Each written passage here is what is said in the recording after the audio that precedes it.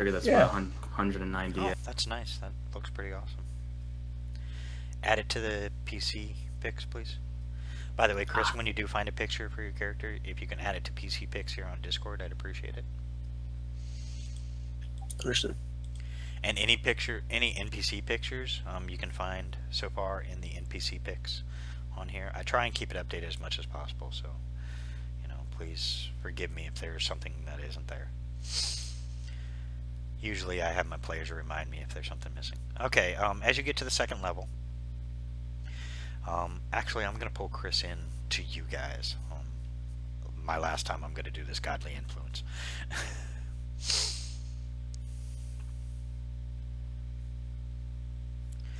As you guys get to the second level, Chris, you awaken in a tent. Let me go to Chris first. Sorry, guys. Just to get him up to you guys. You awaken in a white tent. You see your 3 companions asleep. You had a 4th. Apparently he's awake and moving, and you don't see him, though. This would be Matt's character.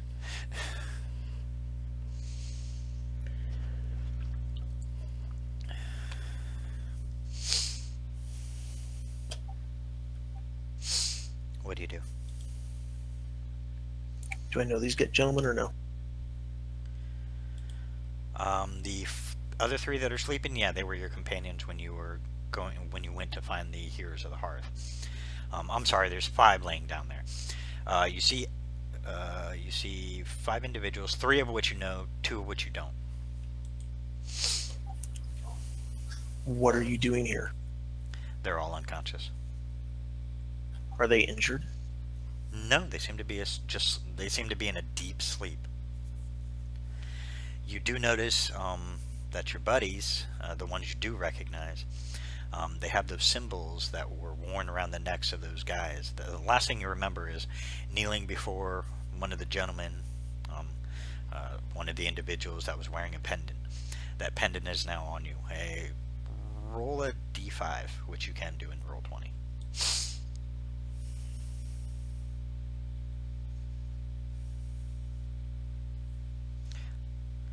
Okay, 3. That's awesome. You got the Thrain, what do you have? Grizz. Black weave. Black weave, okay. Marco, you had the gray weave, right?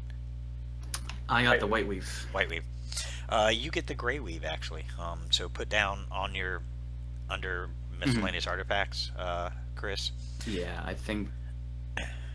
You get the white weave, or the gray weave. Sorry. You know, since he is kind of like the healer type, it wouldn't make sense. I mean, I think the gray weave would fit Marco a little bit more. Okay, well, we'll switch to that then. Okay, so Chris, you get the white weave. Marco, you get the gray weave. I'm trying to remember what Matt had. Shit, let me take a look real quick. Earth. We gave him Earth. Earth, that's right. Yeah, he was a goofball. And black weave was the only one that didn't really fit for Thrain, but it worked out better. If you want another one, Thrain, let me know. Should have gave me, like, what is it, chaos? Actually, that makes more sense. Okay, you have chaos. Yes. Nothing changes about the bonuses it gives you. Chris, when you where your character name is, where it says Esperoni or Esperini, sorry. Do you know how to change your name? In which? Roll 20? In roll 20, yeah. Yes. Okay. If you put your character's name and then put your AC and your passive perception, it would be greatly beneficial for me. So it's easier.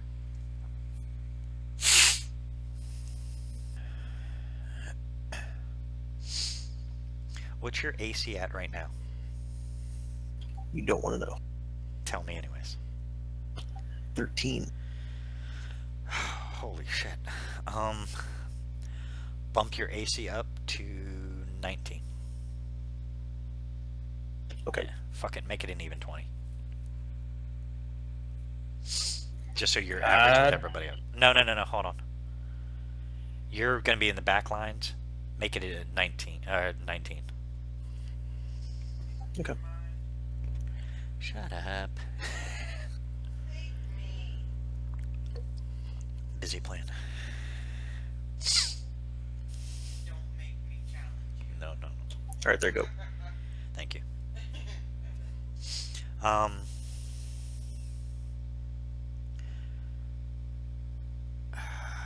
For your dex, no. For your intelligence, add a +2 to it. Up it on the character sheet. Okay. And for your constitution, add a +1. The necklace that you're wearing of the white weave is what gave you all your bonuses. You will find that your healing magic now works twice as strong as it normally does. Awesome. So anytime you do a heal, do double whatever you're supposed to be doing to heal. All right. So your godly symbol, which is Blaziel, which ironically works perfectly, and a white weave just appears behind the symbol of Blaziel. So now on your pendant you have Blaziel symbol, which I haven't really made up yet. I think it's just going to be a sun, and then underneath it, just perceptible behind the sun symbol is a symbol of a gray spider web, or white spider web, sorry. Okay. So that's what it looks like. Yeah, as you look around, everybody that's here seems to be unconscious. You do hear movement coming from outside the tent, though. I'll go look outside the tent. As you look outside the tent, you see 2 guards standing on either side. They're dressed in kind of mismatched armor and stuff. It looks like either they missed the day where the full sets were given out, or there just isn't a full set. You see one of them turn and look at you and go, "Holy shit, another one's awake! Quick, go tell Lady Serena."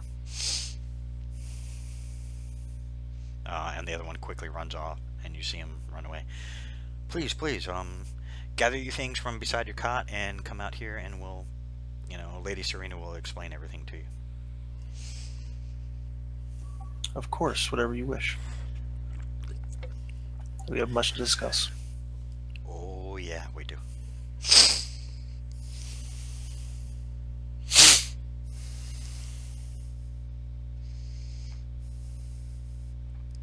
Short time later, Lady Serena, a female with pale skin, blood red eyes. There are no pupils, it's just straight blood red.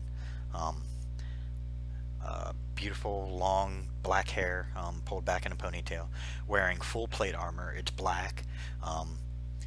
It's a little form-fitting, but it's it's not like the typical very crappily the lady armor for every game in the world where it's like half skimpy. This is actual plate armor. How it would really be in real life. Instead of let's show off how much of the woman is woman. Yeah, she's in full plate mail. She walks up to you, no helmet on though. Oh, welcome. Who are you? My name is Esperini. Ooh, I want dinner. Sorry, I heard you in the back. I heard that in the background. It's mine, unseen servant. Okay, figures. That explained everything. She goes, all right, Esperini, welcome. You probably recall going to the temple and kneeling before an individual, correct?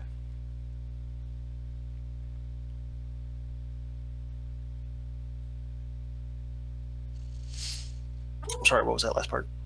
She goes, you probably recall going into a temple and kneeling before some kind of individual that was just kneeling, correct? Yes, I do. Okay. And then here's a kind of a culture shock. She starts walking with you. You know she's heading to a bigger tent. She stops near a campfire and she goes, you may want to sit down for this next part. I'm all ears. That was 300 years ago.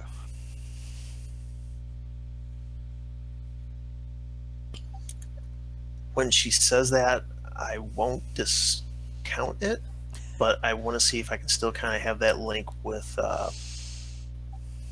Blaziel to make sure that's still active, maybe? As you kind of just sit and focus and try and, gather your strength from Blizzio, it's a little strained, but it's still there. So the good news is he's still around. Ooh, how is this possible? Good question. It's one we haven't been able to answer yet. Unfortunately, it seems like you have taken on the mantle of a guardian of the elements, and apparently something happens that requires you to be asleep for that period of time. We're not sure, or we're not sure if just it's a side effect. Basically, we have no idea. But the good news is you haven't aged any because it kept you perfectly preserved. So you're still the same age you were before you went to sleep. Okay. That's more, as well as out of character information too. Yeah, you don't change. Okay, that's fine. Yeah, you don't change your age. It puts you into like a hibernation kind of thing, so you didn't get affected by sleep, by time. Other than that, that's all we can say. But the world as you recall it is not the same. I was going to say, what are some of the big changes? What happened? Well, the continents are still pretty much the same. The problem is that Kronans now runs a majority of the world. He is currently in a fight with the Pantheon, which is probably why your divine connection seems a little strained right now. They're still there, they're still fighting the good fight, but it is not easy when Kronan's followers are in numbers they are. We're not even sure how he got so many. This is not good news. However, we do have good news. As you look around, this encampment looks to be about 40,000 strong. The good news is... Who are these people? As you see a couple walk by, they're black-skinned individuals. They have silver runes decorating their entire body. They have long white hair pulled back in a ponytail as well. These are males. They're very muscular. They both each carry a blade, two blades, a long sword and a short sword, for visual reference. They're wearing strange garb.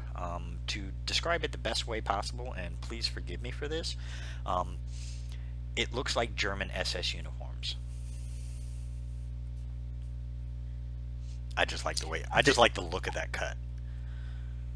They don't look like Aasimar that maybe had fallen, have they? You know what? There's a slight similarity. There is a slight similarity. Because they're technically kind of are that in a way. But the good news is they seem to be on your side.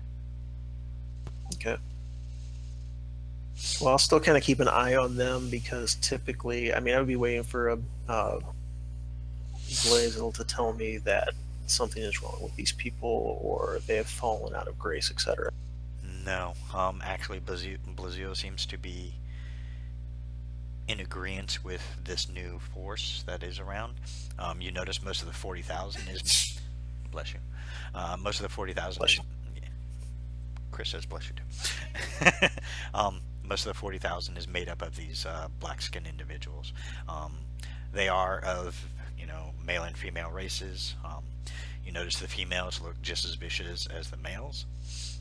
These are fighters, definitely, by their stance and by the way they patrol and the way they're doing everything. And they do seem pretty loyal to the cause of defeating Kronans, at least. What are these beings called? I've not seen them before. These individuals, they are called Daljorans. Where were they created from? Last I heard, they're from another world. But that could just be what they say to fuck with me. Okay. And Esperini's just taking every bit of this in, trying to just kind of, well, make a whole new chapter since, well, 300 years have passed, and not kind of getting into too many debates at this time. Fair enough. So, what about the others that were in the tent? I know some of them, but some I do not recognize. A couple of the others are the fellow members of Heroes of the Hearth that you may have been sent to find. Apparently it's been a constant thing. One of your other companions, God, I forgot what Matt's character's name was. Locke. Locke, that's right. One of your fellow compatriots, Locke, which as soon as she says that name, you recognize it immediately.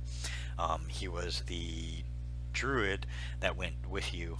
That Magnus, a gentleman named Magnus, was the one who hired you to do, to find the Heroes of the Hearth. Magnus was a arcane caster, but he apparently was in some kind of good standing, or at least was trying to do good for the world. So he's the one who hired you and paid you the 10,000 up front. He paid each of your party 10,000 gold straight up front, and said another 10,000 when you bring back Heroes of the Hearth, either dead or alive. Okay.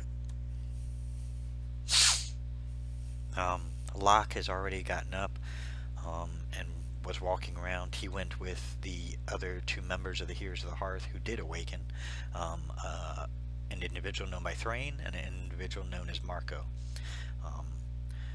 They are currently on a mission. I can see if one of the gentlemen here can send you to them, if you prefer, or if you wish to wait, that is your choice.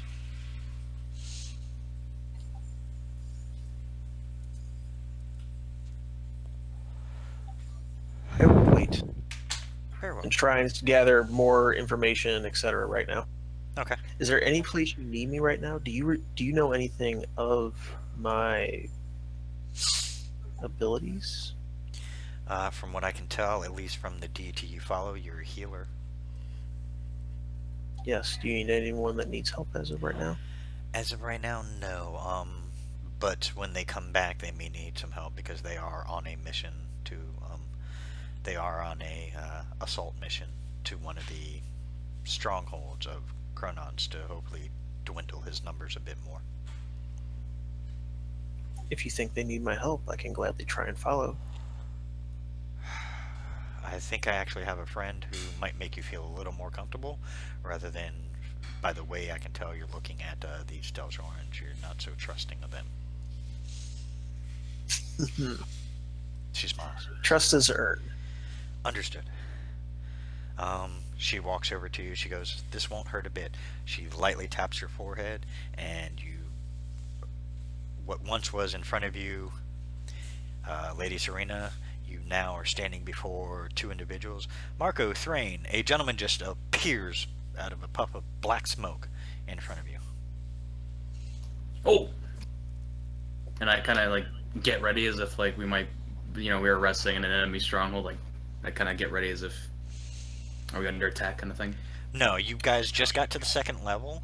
You had just fought your way up to the second level. Oh, that's right. Yeah, you're literally standing at the top of the stairs, and the only way that you can see is to the left right now.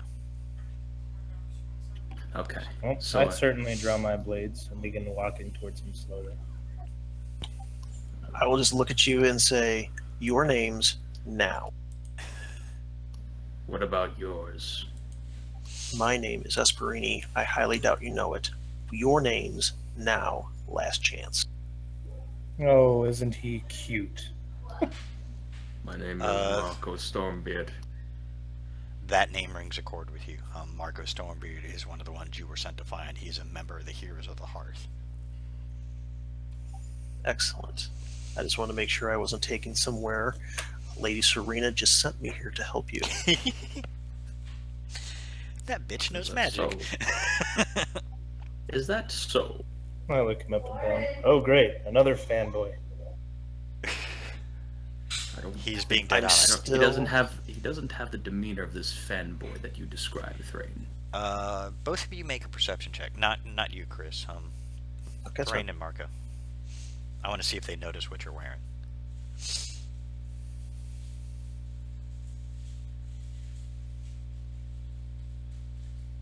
Wow. Oh, natural 20. That's Well, kind of bad to have it on a perception check, but at least it's good.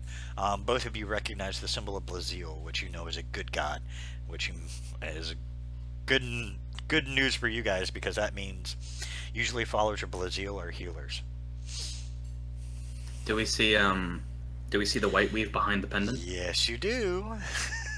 And then I look and say, a follower of Blaziel then, and it seems you are blessed by the white weave. A follower of Blaziel I am. Unfortunately, I just woke up. A very familiar tale to you guys. So I'm still I trying to gather what was going on. I heard you two were on a mission of some sorts and asked Lady Serena if you may need my help, and she sent me here. Well, I think I recognize you from the beds. And he looks at Yes. Thrain. We could use the extra help. Gladly. Unfortunately, I am not the typical follower of Blaziel you may be used to, but good all the same. How so? Walk and talk as we move through this place. Watch for traps. Chris, now you make a perception check because you're going to see something Okay. you might surprise you.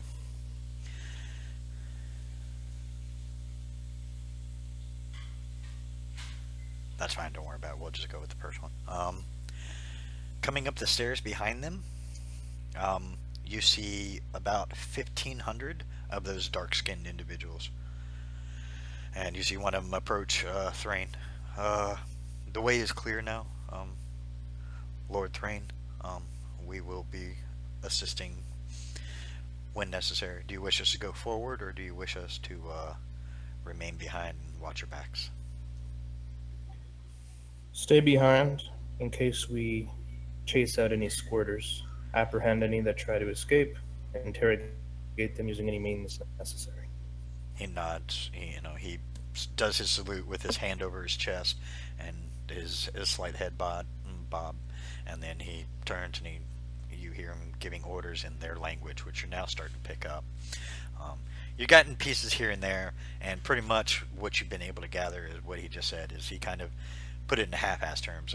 Capture, interrogate are the two words that you've heard constantly that you remember. I yell out after him, and if they wear the uniform of the enemy and they aren't important, destroy on sight. They all nod. What do you do, Chris? What are these uniforms? So I can help decide this, but also, do we kill everyone, or do we not give justice first? I would think that us moving ahead, we ensure that Thrain, that we do our best to ensure that no innocence is caught in the crossfire, especially those who may have been drafted. We fight for our lives, of course, but we be careful. And then he looks down to the Deljorians and he says, use persuasion first before you need to do anything drastic. Yeah, you've learned that if you say to interrogate, they're pretty vicious and they're not very friendly to the enemy. They've killed a few before, due to overexuberance and just wanting to kill things. Very well, Marco. Let me be even more clear. I'm sorry. I seem to have sympathetic friends. If they wear the symbol of Kronos, destroy them outright. If they do not, pretend to care, and if they are under false pretenses, i.e. conscripted, put them in bindings, and we will take them back to our camp and let the others decide their fate. As you wish, Lord Thrain and Lord Marco. And new Lord we don't know. That would be, and he will say, that would be. What was your name again, Chris? By the way, Esperini. Esperini did ask that in character. He did ask what uniforms and stuff, so all that stuff that he said was in character. So you guys, might want to respond to him. I looked to him and he says, I would, Marco would, as we scout ahead, I would like to think, he describes what the uniforms look like. If I remember correctly, they were like red, blood red and black. Yeah, blood red and deep dark black, Like it seems as almost like even when light penetrate, even when it was bright out or you had a light on, the darkness of the armor seemed to suck in the light and seemed to make it dimmer than it should have been. The more you're telling us, Rainy, this, the more he gets a slight smile. He's gonna be fun with your group. And then he'll say, and finally, Onan symbol. And Marco will open up his notebook, turn to a page, and show it to you. And I believe you actually posted it, correct? It is in I found NPC it. pics, yes.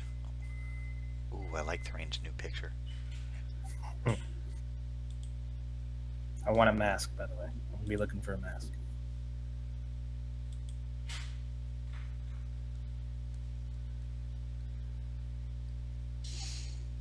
Oh, and Oh, by the chaos way, symbol. welcome to the Heroes of the Hearth, as it were.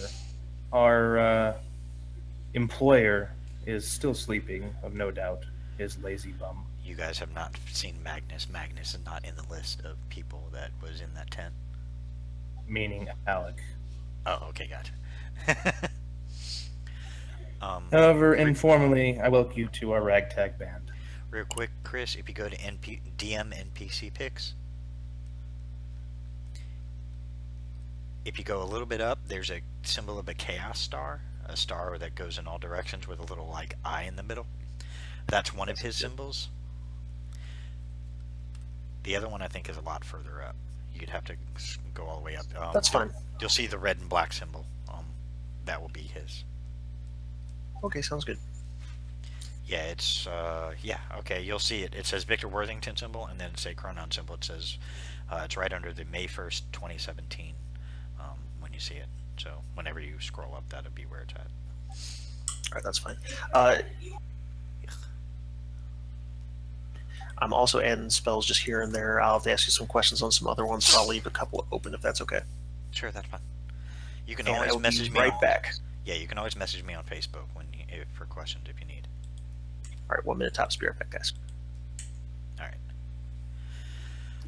Since You guys kind of gather your forces and kind of are looking around. Well, another new one. More lives to the slaughter, I suppose. Hope he lives, eh, Marco? I hope he does too. I'm sure with the power we've been blessed, that probably won't. I hope that won't happen soon. Amen. And you know dying either. I can't take any of that anymore. I don't think any of us can, but I feel a bit stronger. Definitely younger. Well, yeah, your beard isn't white. That is true. It's nice to get the old black again. He kind of strokes his beard with a little bit of a prideful look on his face. It's still the same length as the old picture. It's just black now. Well, you're certainly less ugly. You may have a chance at the ladies still.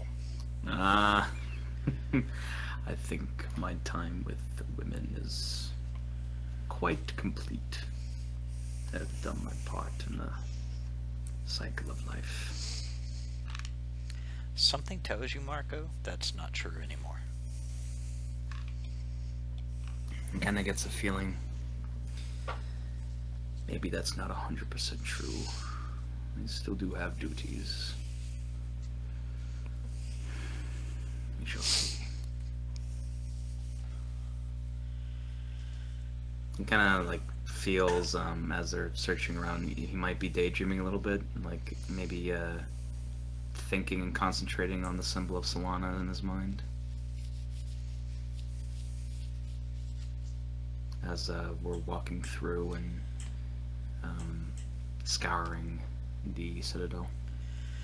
You guys probably are going to walk about 750 feet or so before you come to a choice. You can either go left or keep going straight.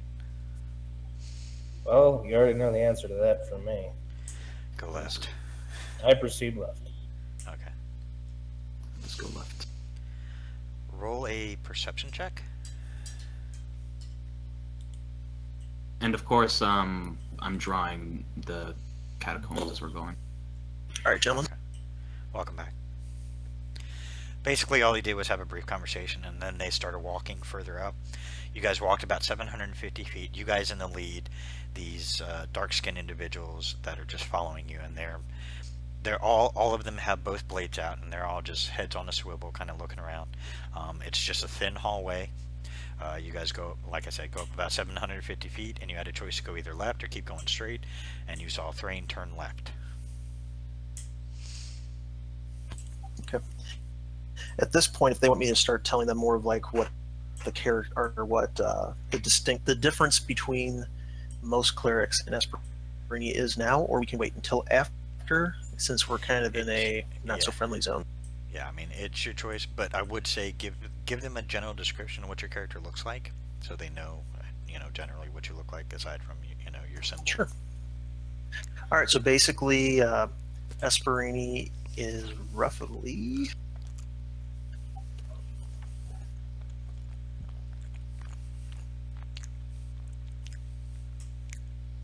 He's roughly 5'9" and pretty slender. His arms are not very big at all whatsoever. He does have pretty, almost like a platinum blonde hair style and color. His skin is very lightly tanned, and he, however, has these almost whitish, you'll call them tattoos, maybe sigils, in his arms and up on his face. And his eyes are also. Is that bad? No, Or you're sigils? Yeah, sigils. Sorry, been a while. And his eyes are almost golden colored, so looks mostly human, but there is something definitely different about him. Do you look human or do you look elven? Does not have the elven ears, but Okay. definitely has an elvish look to it. So it's kind of a weird hybrid that you can see. His only weapon that he pretty much has on him is a. Sorry, guys, flipping between sheets.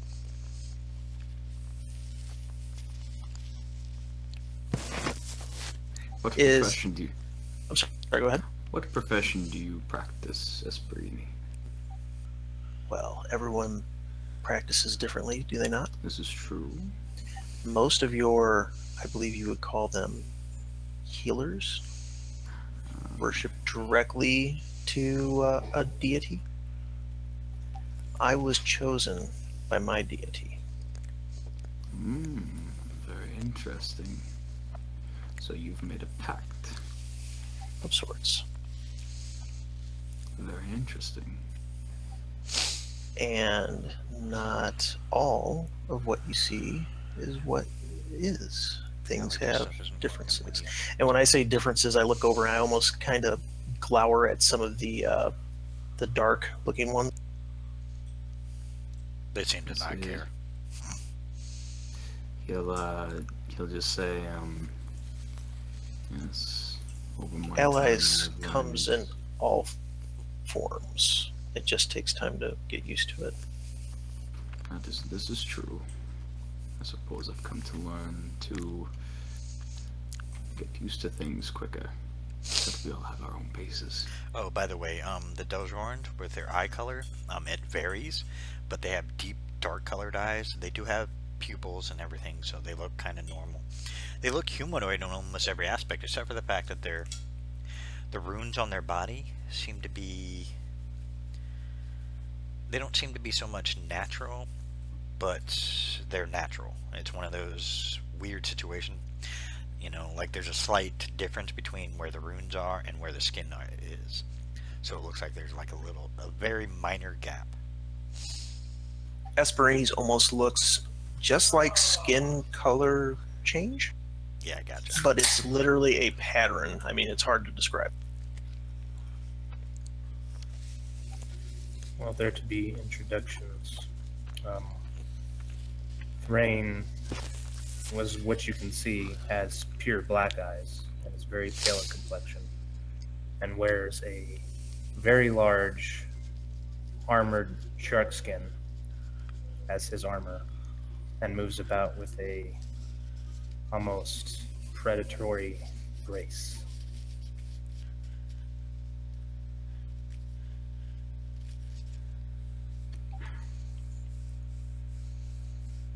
And you can't see his hair or anything because where the mouth of the shark would be is covering his head. So you can see his eyes and his skin of his face, and that's about it. Okay. You also see that he carries 2 swords, and every once in a while you'll see him stop, pause, nod his head or shake his head, and continue walking. He does seem to be focused on ahead of him and keeping an eye out on things. He's not very. That's more than fine. Yeah, you're learning that he's not very, chat-worthy. I mean, he seems to be focused on the job, but you're kind of giving leeway because you are in the middle of shithole. And Yeah. By the way, if you have any kids around, I don't know if you have headphones or not. If you have any kids around, give us a heads up so that way we can. I don't, and I have headphones on, so you're more than fine. Okay, I just want to clear that up ahead of time. We do have to watch Not a what problem. we do have to watch what we say because Twitch is very particular. So there are certain things like we will have to try and keep the language down somewhat, but they allow quite a bit before it gets out of hand. Okay, sounds good. I'll try and remember that. Don't try and censor yourself too much, so don't worry about it. If I get yelled at, trust me, I'll let you guys know. But for now, we cuss a lot, so we get used to it. Yeah, gotcha. And we haven't gotten a complaint yet, so. Nope, haven't gotten anything yet. All right, as you guys progress, Thrain. Sir. Thankfully, your passive perception is much better than what you were actually rolling for your perception. Yes. The only thing you see is that on the floor ahead of you, there's a tile labyrinth that seems to cover the floor. Right before you get to it. I hold everybody to a halt. What does this seem to be? I'm gonna tell everybody to stand back real quick. Okay. And I will sheathe my swords, draw out my bow, take an arrow, and hit one of the tiles.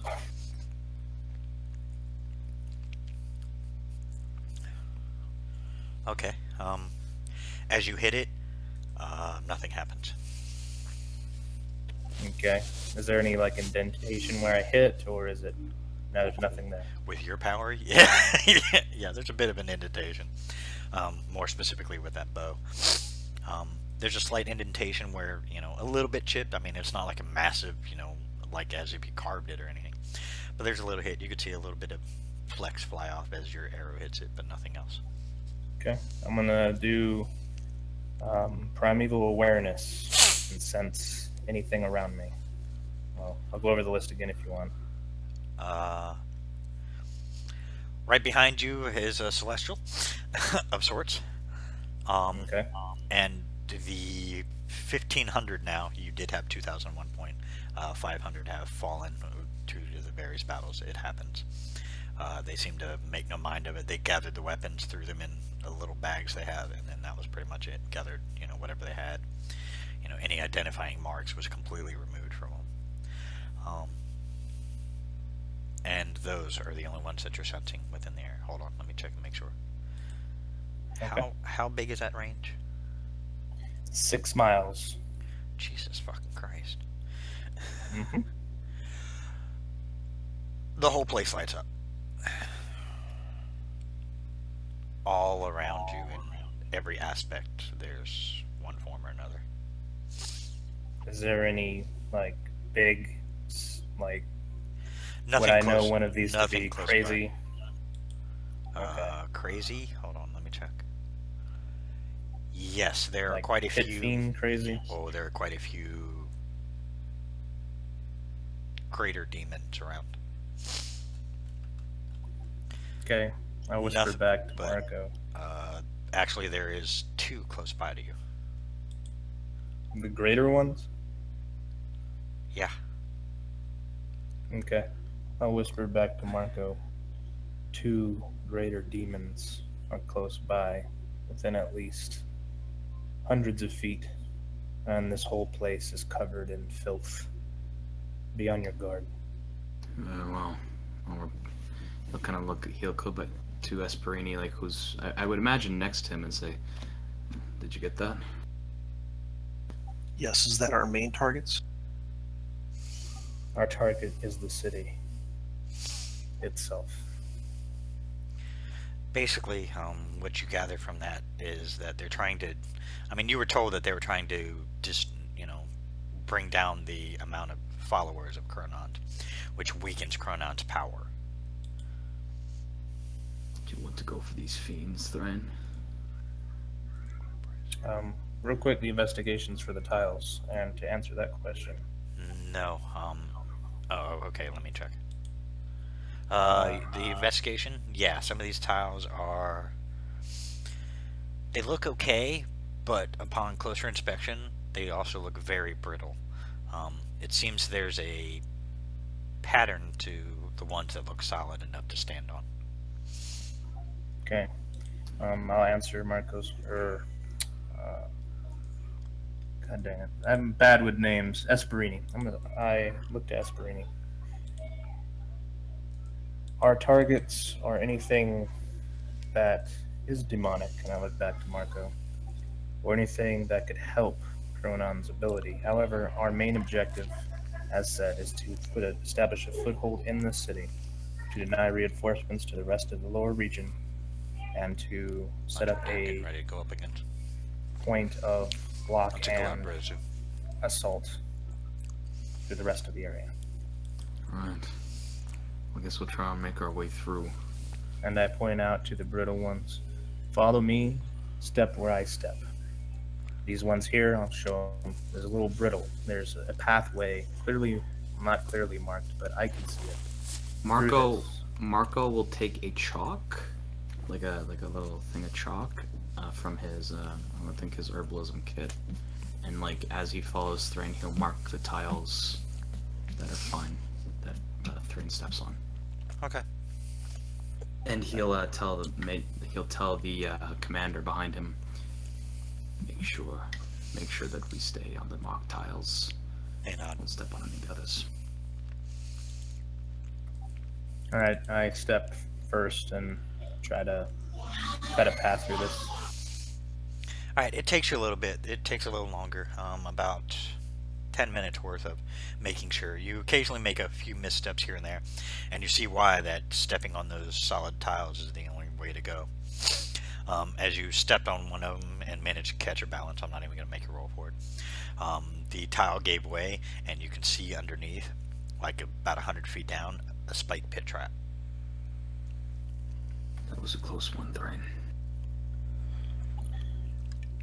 Yeah, I've become a little lazy. Maybe it's this younger age. Who knows? Let's keep our hubris in check.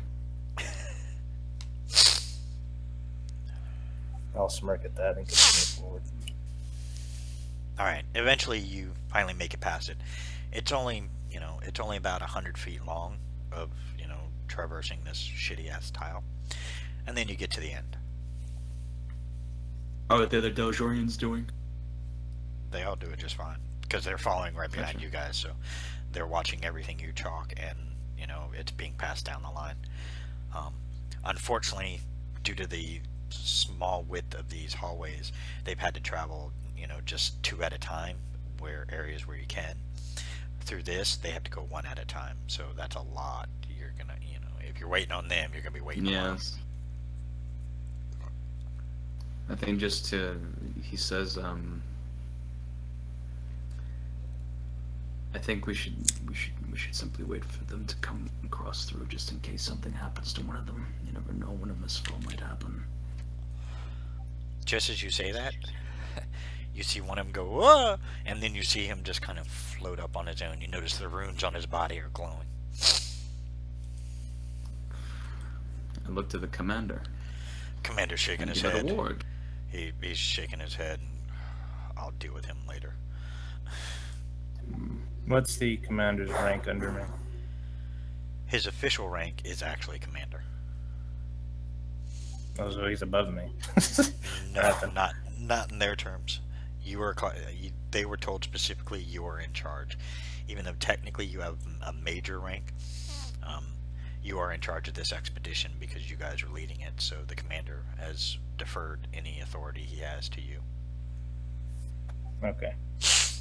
I'll just look back and say, take care, men. Any non-commissioned officers back there, keep your lower enlisted in mind. Sorry about that, sir. You hear the guy who fell. The others just go, shut up. Fucking Joe. New blood. It happens Marco will kind of have a smirk as he shakes his head and kind of continue on with Thrain. You guys eventually get to a door. It's a simple wooden door. As you try and open it, it seems like it needs greasing. It's a little stuck. What do you do? First, I investigate it, see if it's trapped. I will help him, as always. And apparently drop things in the background. It is not That trapped. wasn't- I know. Is it locked? It is not trapped. It is not locked. It is just stuck. Alright, I mule kick the door. Strength check. Oh, it kicks open easily enough. That'll do it. Kicks open, I'll redraw my swords. You did 11 more than you needed to actually kick the door open. Kicks it off its hinges. Sails Yeah, into pretty a much, monster yeah. behind it. Yeah. Well, it does. I mean, as you kick it, it opens up and you hear it slam against the wall, and like it, you seem to kick it hard enough where the door actually doesn't come back and like it, like you would expect it to. It seems you kicked it and got it stuck.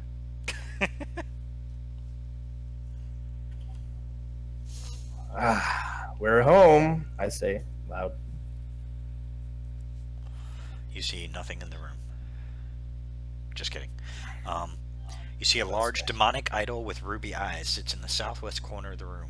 A dagger hilt lies in the southeast corner of the room. Well, you know me. I'll say, give me a second, and I'll go investigate the demonic idol. Okay. So I'll go next and Actually- kind of cover him. There we go. We're in a dungeon. It's a demonic idol. It's Is obviously it trapped? No traps. Good. I'm gonna push it over and break it. Okay. I want to stop Thrain before he does it. Wait! Okay. We don't know what will happen if we do that. You mind if I quickly take a look? The idol is of actually roll a Arcana check because it doesn't fall under religion. Esperini, do you mind sharing? Oh, yeah. Do you mind sharing your common knowledge about these things with me? Absolutely. Okay, so So roll can with, you- roll with advantage. Yeah. Not you, Chris. He's got to roll with advantage. Awesome, look at that. His first roll would have been good anyways. Okay, Thrain and Marco, you know that this is what they call a Glabrizu. It is a large fiend, and very fucking nasty. They're also very powerful. Usually only found in the 9 hells. Okay. Warden and Wrath, tell me what, real quick. It's just a demonic idol. It's just a representation. Apparently this is from what I'm gathering, this is not a friendly place. I am detecting plenty of demonic presences, and actually, there's a room next door to us that is got at least 2 of them in it. I'll go to the room in question and see if it's locked. You don't see a door. Oh boy. The only Let's other door get you out of see is this. to the south. Sorry, and it's an iron door. Will, you mentioned that there was like a dagger in the southeast corner of the room? A dagger hilt, no A blade, dagger hilt. just a hilt. He'll kind of like carefully circle it and kind of look up to see if there's anything peculiar or interesting about it. Looks like it was destroyed by some kind of means. You can just see what's left of the dagger, but other than that, nothing. You can't see. I mean, there's nothing on the walls or the floor that shows that it was destroyed by any means. But the dagger itself looks like it was. Yeah, you can't make it out. Actually, roll an investigation check. I'll give you that. And what he'll do, what Marco will do is he'll take out his staff, or sorry, his scythe, and he'll use the blade of the scythe to kind of creepily just check to see if it's like booby trapped or anything like that. Oh, what movies? $80 is a lot. I hide. We'll see what they say about it. Just look for stuff that I would. Actually, I hide in plain sight. $80. So 34. Wanted already have.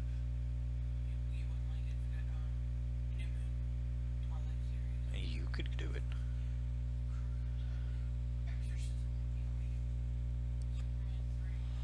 Okay, what are you hiding from? In general, hiding. Gotcha. It takes me 1 minute to like grab mud, dirt, or whatever's in the room. To There's put nothing. it It's over all me. tile floor, unfortunately. But you manage to grab some rubble and stuff, and you help make yourself a little more enclosed. Okay. But only because I know that there's a large demon through one of these doors. So, while Marco does his investigating and all that, I'm going to stay in. And I will just be standing just in the back a little bit. Not hiding, just waiting. Okay. Yeah, I was just getting ready to ask what you're doing. No problem. Still doing spell. Yeah, gotcha. I figured that's why you didn't say much. Marco, yeah, as you investigate, nothing catches your eye. I mean, it's just a sword hilt. yeah, it's just a dagger hilt that looks like it got destroyed somehow. Okay. Well, since it's safe, he'll just kind of put it in his backpack. Maybe it'll come up something later. You can always Well, have a blacksmith make a dagger out of it with the hilt. You don't. That's true. I mean, if it was a magical item, the magic is probably gone. But the hilt is actually pretty decent. I mean, it's a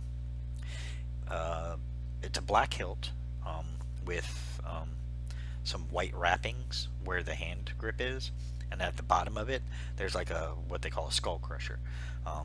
It's basically just a steel, just like a thick steel point that you can bash people's heads in with. He kind of Some like good has a ones not that I bad faces. You kind of, just pockets it into his backpack, Good movies. and he'll say, See if they were willing to sell some. he'll individually. go over to Thrain, and he'll say, "Why are you over here, friend?"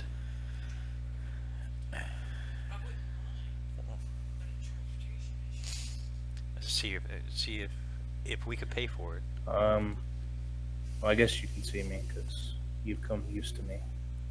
I suppose so. See if they could deliver it. And to us. also,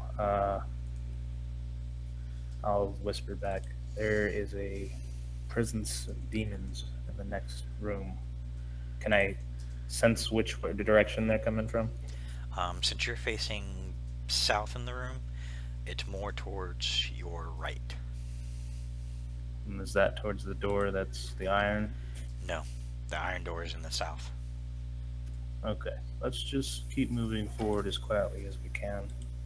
I'd rather reach the apex of this army's commander and eliminate him than mess with his cronies. Very well. Let's be sure to keep moving. Anything that we see, we should either try to avoid. If deliver. not, Not delivery. you know what to do. It's okay, baby. I still do a little spit at the idol. Okay. Say, the only reason you're still standing is because the old man decided to stop me. Well, was there anything of the Arcana check that would suggest that it was warded to like cause No. something bad to No, happen? it's Well, yeah. just merely an idol, just a representation. Probably someone wanted to use it as a focusing point to try and summon a Glebreezo. Okay, so he'll actually look at Thrain and say, "Well, the only reason why I stopped you is because I thought it might be warded, but I don't sense anything. You're free to take it down, Thrain." I mean, the ruby eyes are worth something. Not to me. I'm not a monetary gain kind of guy. I know, I'm just Let's saying. move out. But they would be worth something. He'll see if he can't extract the ruby eyes, analyze them to see if there's any kind of like weird magic to them, and then he'll put them in the funds, and then he'll either Okay. give it to the Deljorians or we'll have it for the Here's You the Hearth fund. Add it to the Here's of the Hearth fund. They don't want them. Yeah. Gotcha. The rubies are worth 1,000 gold pieces apiece because they're perfect and flawless.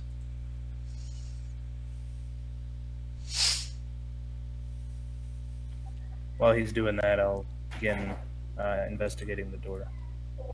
Okay. Added them to our loot. It's locked. It's not trapped, but you can't seem to get it open. Sorry, it is trapped. Forgive me. You find the trap. It's an arrow trap, and you manage to disable it with your one roll. That arrow would have done some serious damage to you. I clip it and then begin picking the lock.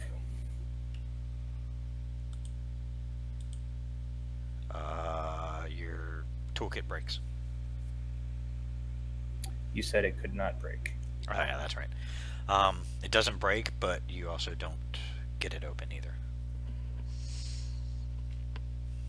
Having trouble there, right? Probably because this is a magical door of some sort.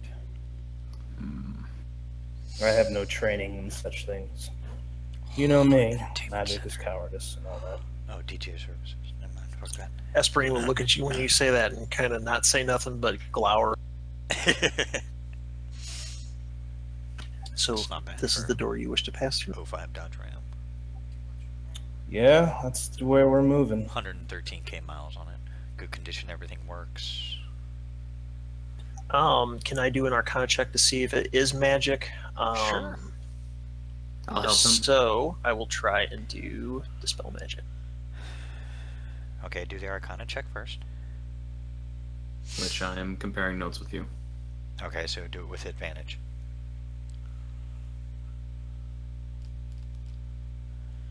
Oh yeah, you.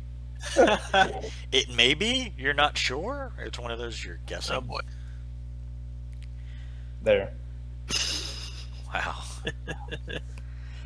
Thrain, it's only lightly magical, but it's nothing like a trap-wise. It's just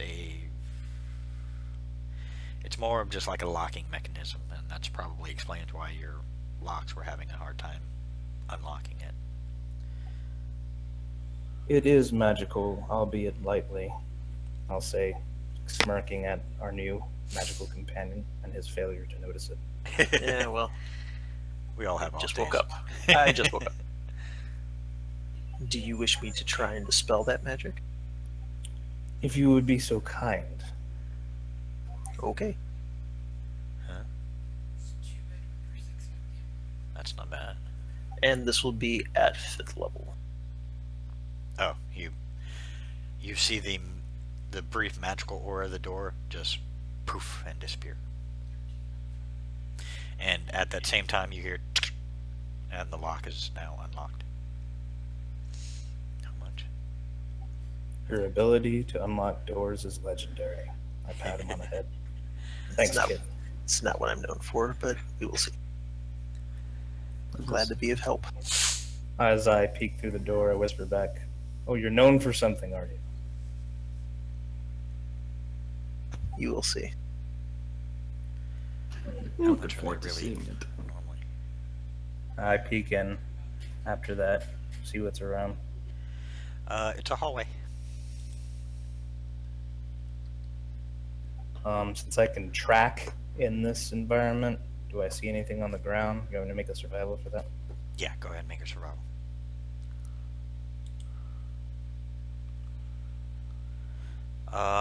It looks like it's had some foot traffic, but not recently.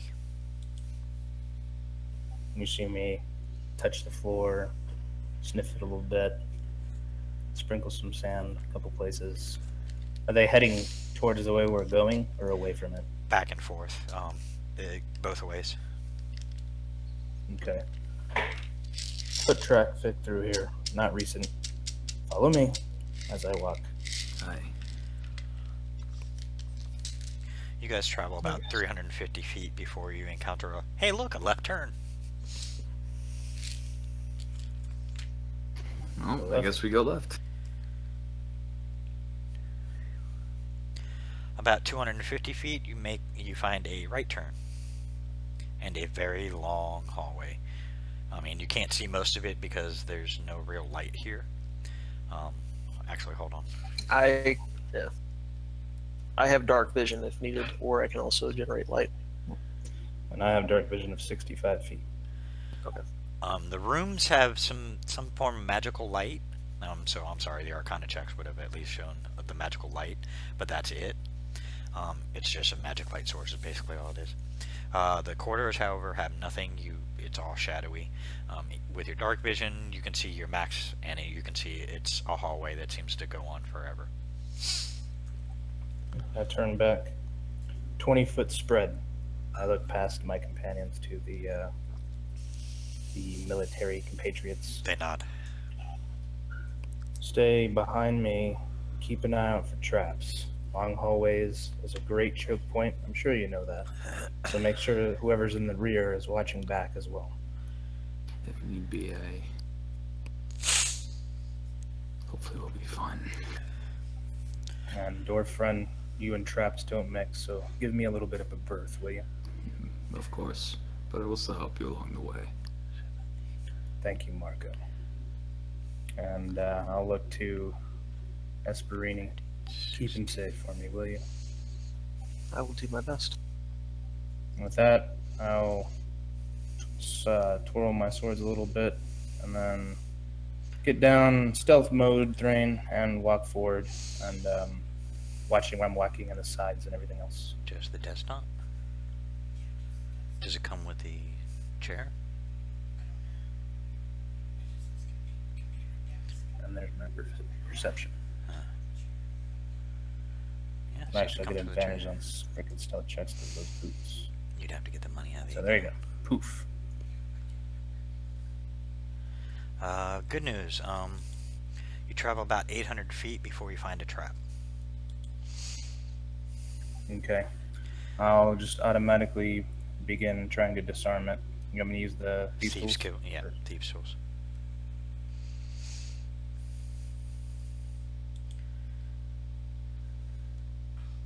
Congratulations, you disable it, and be glad you did.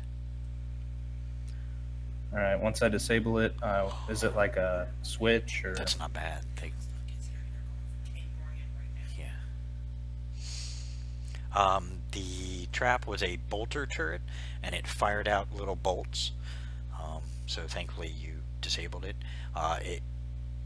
It's one of those that's lined in the wall itself and just kind of shoots out. Okay. Assuming when I disable it, it shot out and like disable itself. I'm going to. You just disabled it itself. You Okay. found it before you stepped on the activation, and you basically cut the wire to the activation is really what you did. Okay. No Then I'll take PMs. one of my swords and carve an X on the pressure plate and an X on the wall where I think the trap is. And then put a D on the Okay. bottom of the X, signaling disabled. Okay. And I will continue on. So in the back, you guys hear a scraping and stuff. And then you see me start moving forward again. Yep, and I'm just following you, kind of helping you spot traps. Just to make things a little bit easier, Marco might even have produce flame kind of floating in his hands, just kind of very dimly, just so that he can just kind of float it along the floor and the walls, so that there's a little bit Gotcha. more. Okay, yeah, so light. you give them a bit more light. Yeah, that will help. So in your perception, you'll have advantage on your perception checks within a 30-foot radius, I would say. Just because you said it's dim light, so I'll only give you 30 feet. Yeah, because I don't want it to be like, hey, there's this big light in the hallway, Let me know when you want me to perception again. You're good for another 600 feet. And then you find another right. Okay. They went all the way down Before this- going out in the open on the right, I'm going to peek my head around the corner.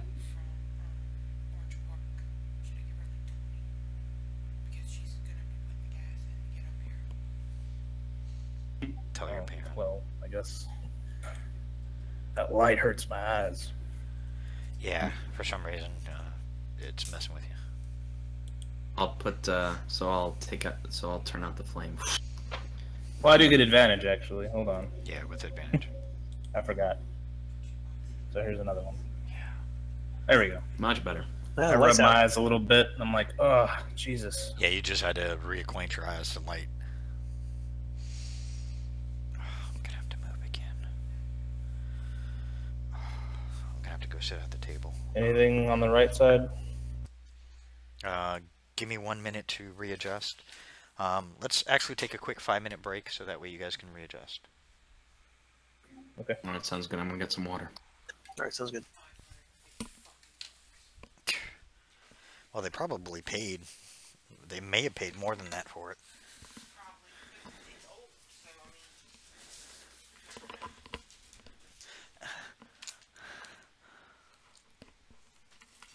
Yep, definitely needed to move. Can you turn on this light? Oh, gonna have to. No. Move everything. Just for a little bit. You could put the plates down first.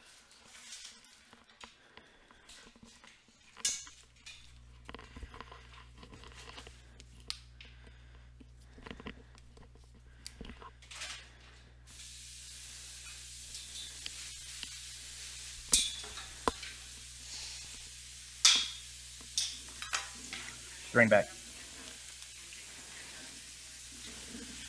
I'm here, I'm just readjusting my position, so give me a minute.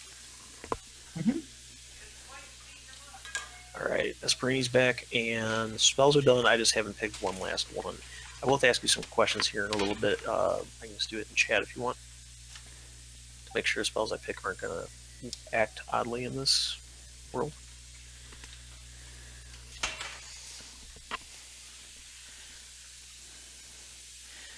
Can you grab my energy drink when you're done? No, they're all out there. Now that you're here, I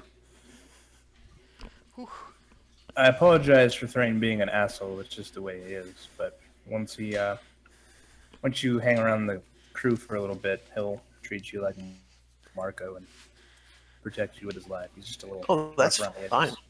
No, I mean, hey, I just magically teleported in. You're supposed to just trust My me. I cigarettes totally and my understand. phone. Yeah. He's the And pillows. anti-hero kind of the Heroes of the Hearth.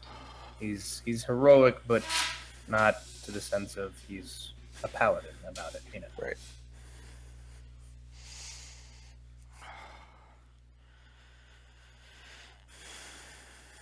Excellent, good. Just put those right there. Thank you. I'm gonna have to make some more cigarettes. Oh. Out of game, he's Well, I'll need 'em. also a variant of Selkie. So Okay, I'm back. We can talk here if you want, unless you want to do it in chat. Oh, no, that's fine. Banishment. Is that going to work here? Yes, it would. A majority of the spells will work in this world. It will work for the duration it says, so on and so forth. So most of the spells will work in the world. It's not that, I mean, like I said, magic is just frowned upon, but doesn't mean there is, doesn't mean there isn't magic. And those that have magic, they usually just try to hide it. Right, yeah, I'm not going to be burning churches down or some crap like that, but at the same time, dealing with demons, I won't be like, yes, I can use magic, but I'm not, I can't use it here because I don't want to be frowned upon. Yeah, screw that.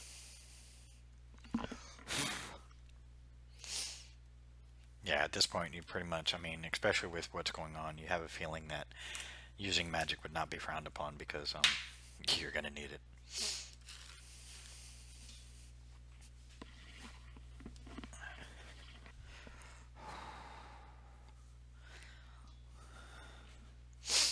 I think we're just waiting on Marco now. I'm ready to I'm go. back. Okay. Alright, let's see.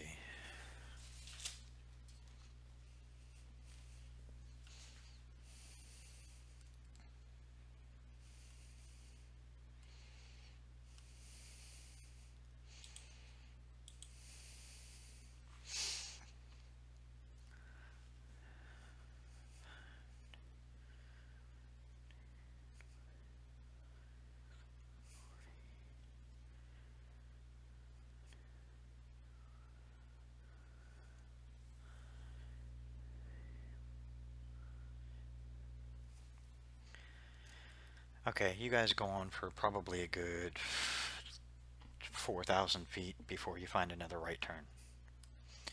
You encountered one trap. I'll just say you disabled it just to speed this along a little bit, because if I have you do it, it's just gonna take a while. So rather get through it. Okay. Sure. I look back and say, long hallway. Keep up the good work.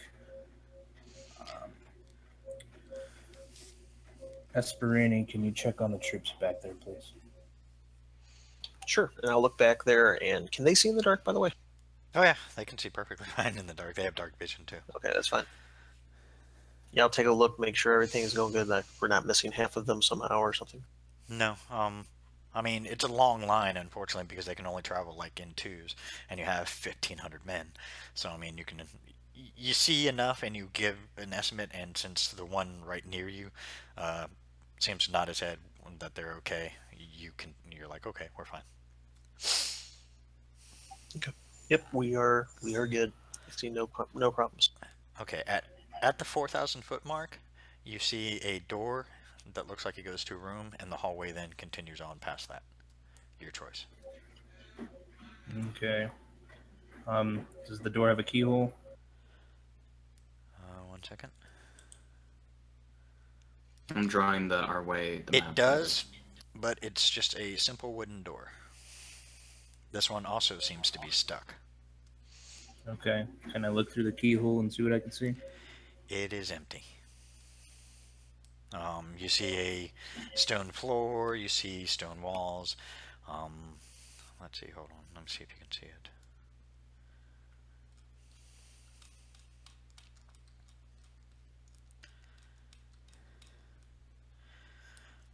From your position, you just barely make out what looks like a door going back towards the eastern direction. It's a little in the room. I call up Marco. Hi, I'm coming. What is it, plan? There's a door that leads back eastward. Inside this room we can press on or go in here. I'd like to know your opinion on the matter.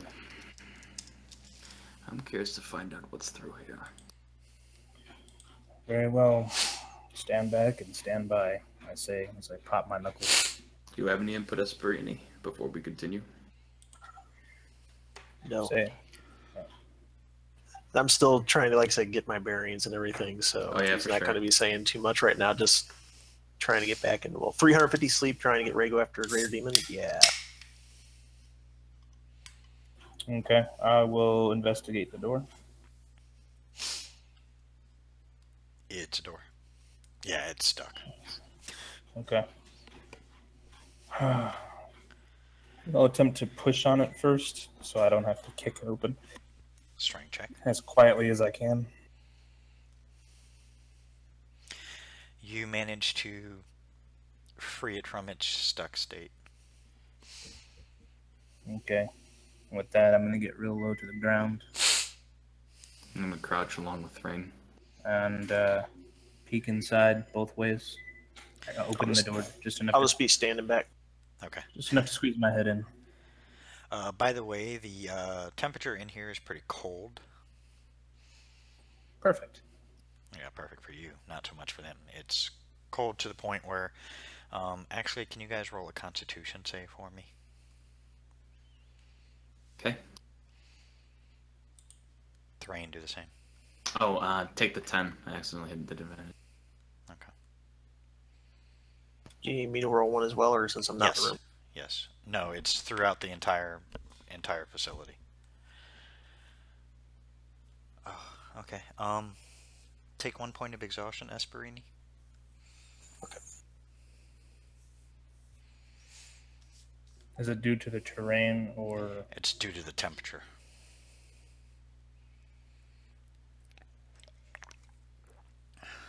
This entire temple, this entire citadel seems to be very cold for some reason. And you can't explain why. Actually, sorry, Esperini, never mind. Remove that point of exhaustion. Okay. your symbol of Blazio glows a bit, and it warms you up, and it keeps you at a constant temperature, so you will not be affected by it. The same with you, the rest of you guys. Your gods seem to put their influence in, and so you'll never have to make another Constitution save while you're in here. Okay. As you look in the room, Thrain, there's nothing. It's an empty room. Okay. A couple of wall sconces that have magical torches that are lit, but that's it. Is there any other? There's no doors or anything? Another There's door to one the right, door in yeah. there. I'm gonna say, stay here for a second. Very well. And I'll walk in the middle of the room, still stealthed. Your swords tell you before you even have to. There are 2 fiends within the next room to the right. Okay. Well, I'm assuming they're gonna want me to go berserk on them. They would like you to take them out, because they'll be problematic later on if you are discovered near them. Okay. I'll slowly make a hand movement at Marco and say 2, and then point towards the door. Sweetie? You said he says 2 and points towards the door? Mm-hmm. 2. Can you grab and that then little I, notebook that's right by my bed? Right by brandish my swords and One thing I forgot to Alrighty. bring out. I will prepare. I just have a little spark in my fist that I'm ready to just cast on these 2 things, and I'll signal to Esperini and to the others that there's 2 things over by where Thrain is. Okay. I smirk because I have an idea. I'll whisper over to them, ready your spells. And I'll stand to the left side of the door. Or which way does the door open? Can I see which way it'll open when it opens? Hold on 1 second. I do.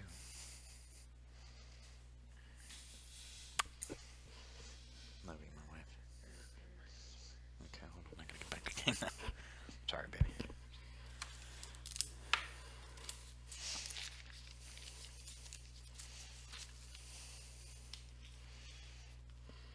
Oh, by the way, I forgot to mention, they do have a female with them, Esperini. A redheaded female who seems to be unique. The same kind of race. No. She seems to have a fire that continually seems to spark in the back behind her eyes. Okay. But other than that, I mean, she seemed to be pretty friendly. I mean, mainly because it's an NPC. I'm sorry, I haven't been using her to talk much. Mainly because I want you guys to do the talking between each other. But she seems to be, traveling along. When it gets serious, you notice she gets serious and she gets focused. As you guys have been kind of traveling along since it was a long-ass hallway, you find out her name's Sarah. You find out, she's known Thrain and the others for a while, and that they're, trustworthy people. And that she says she really likes you and thinks that you'll make a perfect fit with the rest of the group. Thank you. He'll like nod. She looks at Thrain and goes, "Don't worry, I'm still yours." He'll give Marco will have like a really shit-eating grin at that. You have figured out that obviously with that little connection, Thrain and Sarah are together as a couple. All right, that's fine. Yeah, this is some weird date. Is what you're thinking at this moment. This is like a really weird date to be on. I prepared. In that case, am I able to like kind of peek around with Thrain and see what he's talking about? It's a closed door. It's a closed door. Okay. Yeah, I sense them. So in that case, I'll prepare. I'll just Oh, go ahead. outright tell you, 2 really low, 2 fiends, other side of the door. There'll be a problem later. We're engaging. He'll nod. On that as well. And then I'll get a little closer and whisper to him as slowly as I can. My plan is I will knock on the door and go to the side where the door opens. And when they rush through, you 2 can meet them with your spells and I can take them from the rear. Sounds like a plan. And I'll tell the people behind me the same thing. Do we want them to hold them? Yeah, you're gonna want them to hold. That's gonna be a lot of Yeah. It will take 1,500 guys and It'd one take little about That's group. fine. yeah, it'd take about 3 seconds to take out that guy if you have them all attacking, but it will also be complicated. That's fine. So yeah, I'll tell them to hold up, tell them what's going on, and then walk in or kind of crouch in. They'll watch behind you. Spells prepared. Give me 1 second to get everything set up. Sorry, wasn't expecting you guys. Again, you guys are always doing unexpected on me. You'll learn this real quick, Chris. They do this a lot to me. That's fine.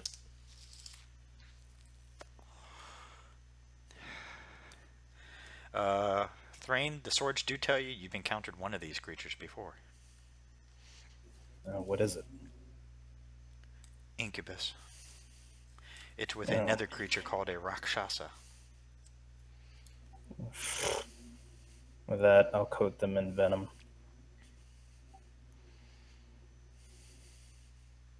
And when we're ready, well, I guess I'll look to Esperini and whatever spells are there.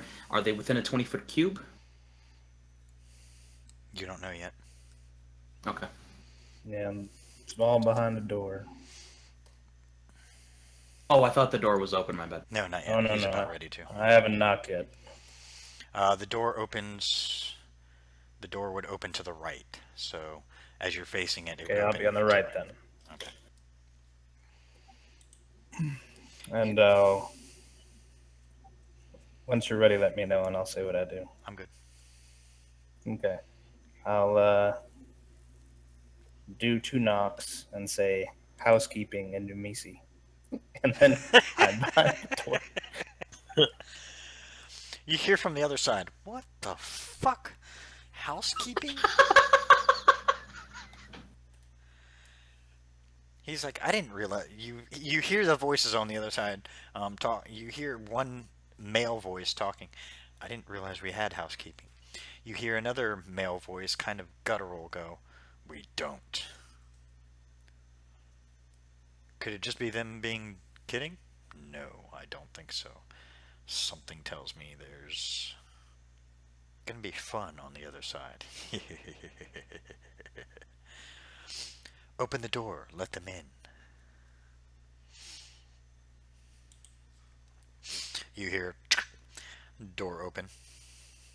All you see is an incubus. I'm standing. Do you want me to roll another stealth? No, you're fine. Your stealth will go Okay. through there. This is the first time it actually needed to come into play, so I'll just say that stealth roll is what you had. Okay. I wait patiently while I see what the others are gonna do. Am I able to see into the door now? You can see. I make. You can see the incubus. The other voice that you heard, you can't see clearly. The most Can you get Marco is see me? Yeah, Marco can see. I had dark vision. The room is magically lit up, so they see you guys. Oh, Well, If you stand in the hopefully- front, if you're standing in front of the doorway, they see you guys. Okay. The I will. You notice your Deljourn friends have disappeared. You see a lot of shadows along the ground, though.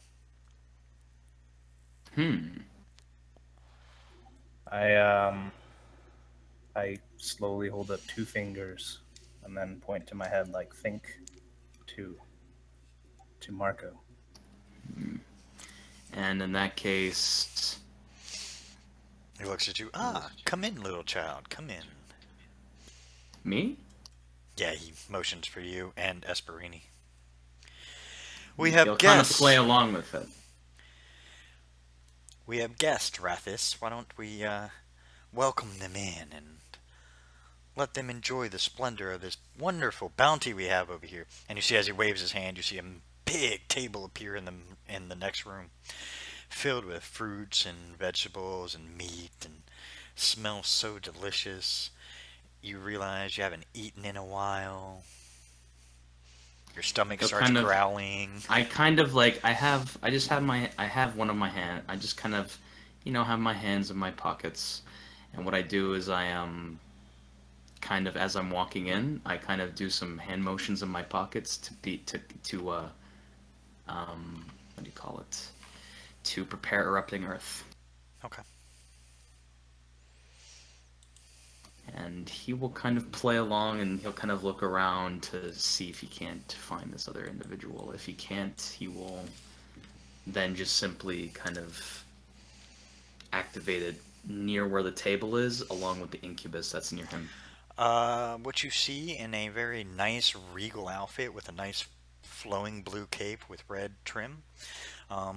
He's wearing a red shirt that's tied by a sash. You see what looks like a humanoid tiger just sitting there puffing on a little pipe, and he's just looking at all of you. He's sitting in this gorgeous, like throne-like chair, raised slightly above the rest of the room, as he's looking upon this massive feast that is there. And he smiles and goes, "Please come in, have some food. You look hungry, you look tired. Please, take your rest here." I don't think that will be necessary. And I just simply cast Erupting Earth right underneath him. Okay, what does it do? He has to make a dexterity saving throw. My DC is 17. Seems to have no effect on the Rakshasa.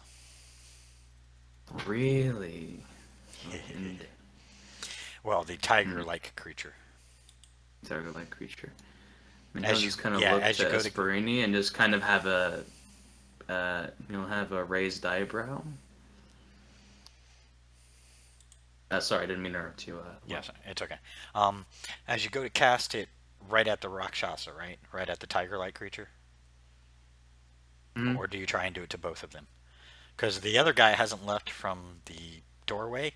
He's letting both of you in, so he's behind both of you now. Well, the thing is, it can only be cast in a 20-foot cube. Okay, so you focus it on the Rakshasa. You figure he's the bigger threat, right? Yes. Okay.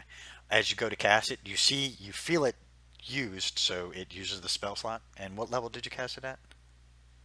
Level 3. Okay. As it gets cast, you see it just kind of dissipates as it gets near him. And he just looks at you. Now, little boy.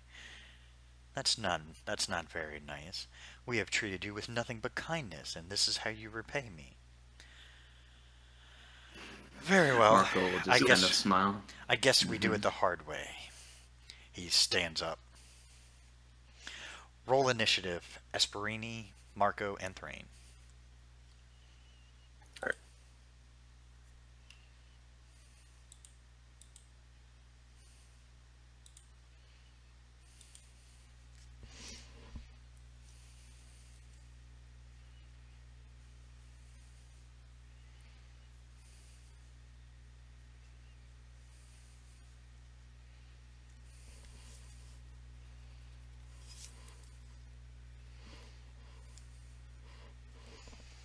Remember, y'all started this one.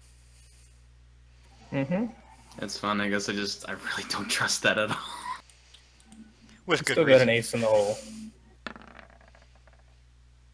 Wow, that's a shitty roll. A very strong ace in the hole.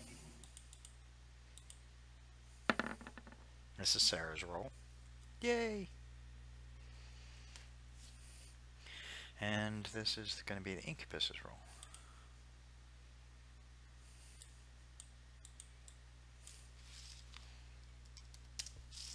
Sorry, I didn't get a chance to play around with that other thing, so it's going to be a little bit slow, but at least it's only these two guys. Oh, same thing.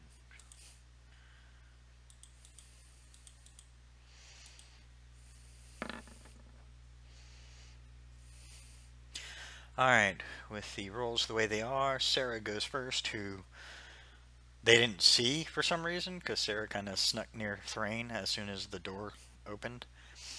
And Sarah pops out and right behind and just wails on the Incubus with her sword.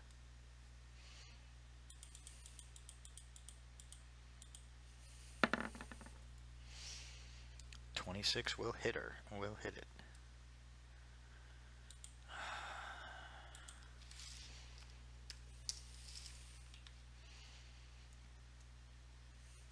Again, forgive me.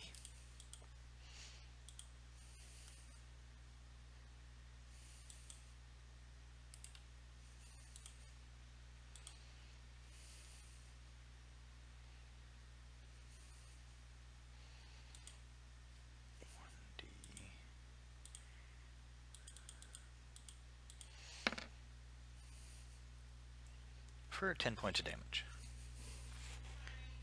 Yes, baby.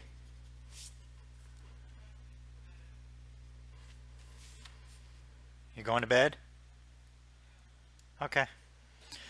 Love you, my wife. Give me just 1 second, guys. Gotta go kiss the wife goodnight.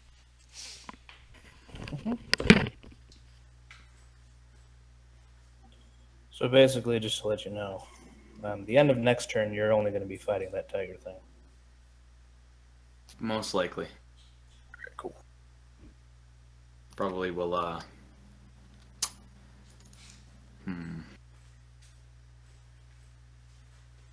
need to have another spell that can. Again, I'm sorry, guys. It's No cool. problem. You're fine. I just hate doing this in the middle of my combat. Alright, she hits. That's it. Thrain, your go. I sneak up also behind the incubus and eviscerate him. Alright, roll your die. Roll it. Critical. On the one that's going to hurt the most, yeah. He's hurting. And also, if you remember, I read that book. I didn't do it last time because I forgot about it. I actually get ×3 criticals. Ooh, okay. So, and plus they're envenomed. So let me just. We'll just save time and energy with all the... Yeah, you kill them. You kill it.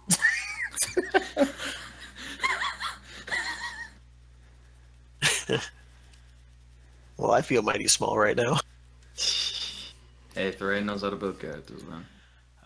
Well, not only that, once I give you your stats for everything, Chris, you'll be doing much That's better. fine. For now, we'll just use basic stats, and then you and That's I can fine. sit, That's yeah. fine. Plus, Thrain is specifically made for it. Alright, Yeah, so yeah. the only one left is the Rakshasa. Okay.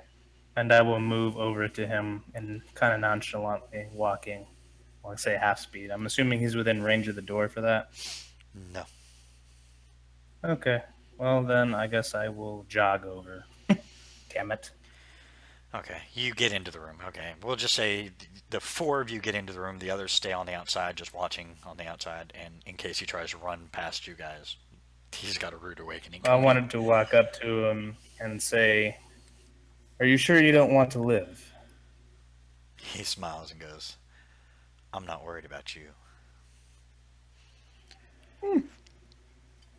Is he wearing a, what do you call it?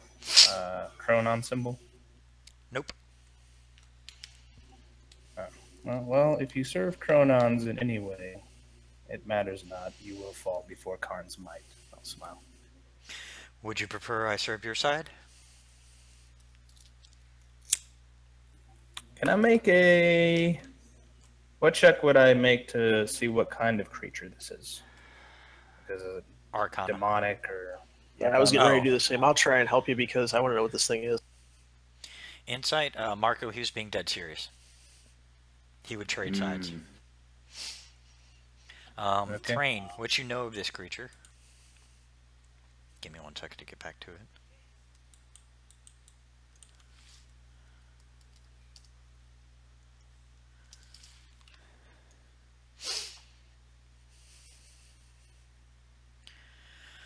You know that they originated long ago in the Nine Hells when powerful devils created a dark ritual to free their essence from their fiendish bodies in order to escape the lower plane. A Rakshasa was born. Is it inherently evil? They are medium fiends, they are lawful evil. I will ask, to what end? What do you require? I assume a Nothing. fiend such as yourself requires payment. Not here. In this case, I just want to live. And I can see that with such a powerful organization such as yourself in charge here, that Chronons and his followers are short-lived.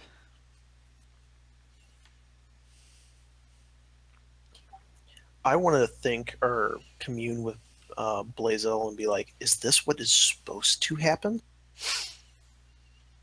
I look and I say, and if you're so easily willing to switch sides, why would we want you? He smiles.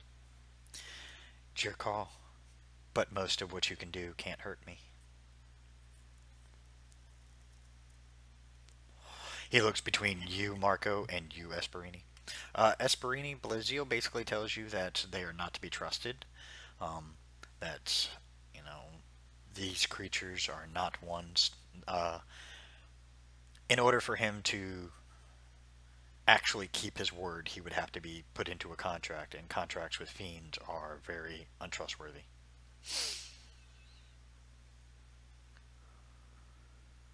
Okay, let me know when it's my turn. Okay. Well, we'll just go in the order of we'll go in the order of initiative. So Thrain, that was the amount of talking you can get. He's talking to everybody else now. Esperini, it's now actually your turn now. All right, is there anything I know about this creature or not really? Like the magic that didn't... Yeah. Roll an Arcana check. I'll try, if it's possible, I'd like to, like, sacrifice my movement action or something to help him. Okay, we'll say between the two of you, you should come together. Since you're next on the list anyways, we'll say you two come together, kind of discuss and, you know, try and eke out what you know. So roll with an advantage there, Chris. Okay, from what you know of these creatures, magic doesn't work against them. They are, in a sense, pretty much immune. You know, the only thing that really works is higher level magic. So it's not a certain type, it's just higher level magic. Oh yeah, much higher level. Well, hell. And thank you for not assuming too much. I appreciate that.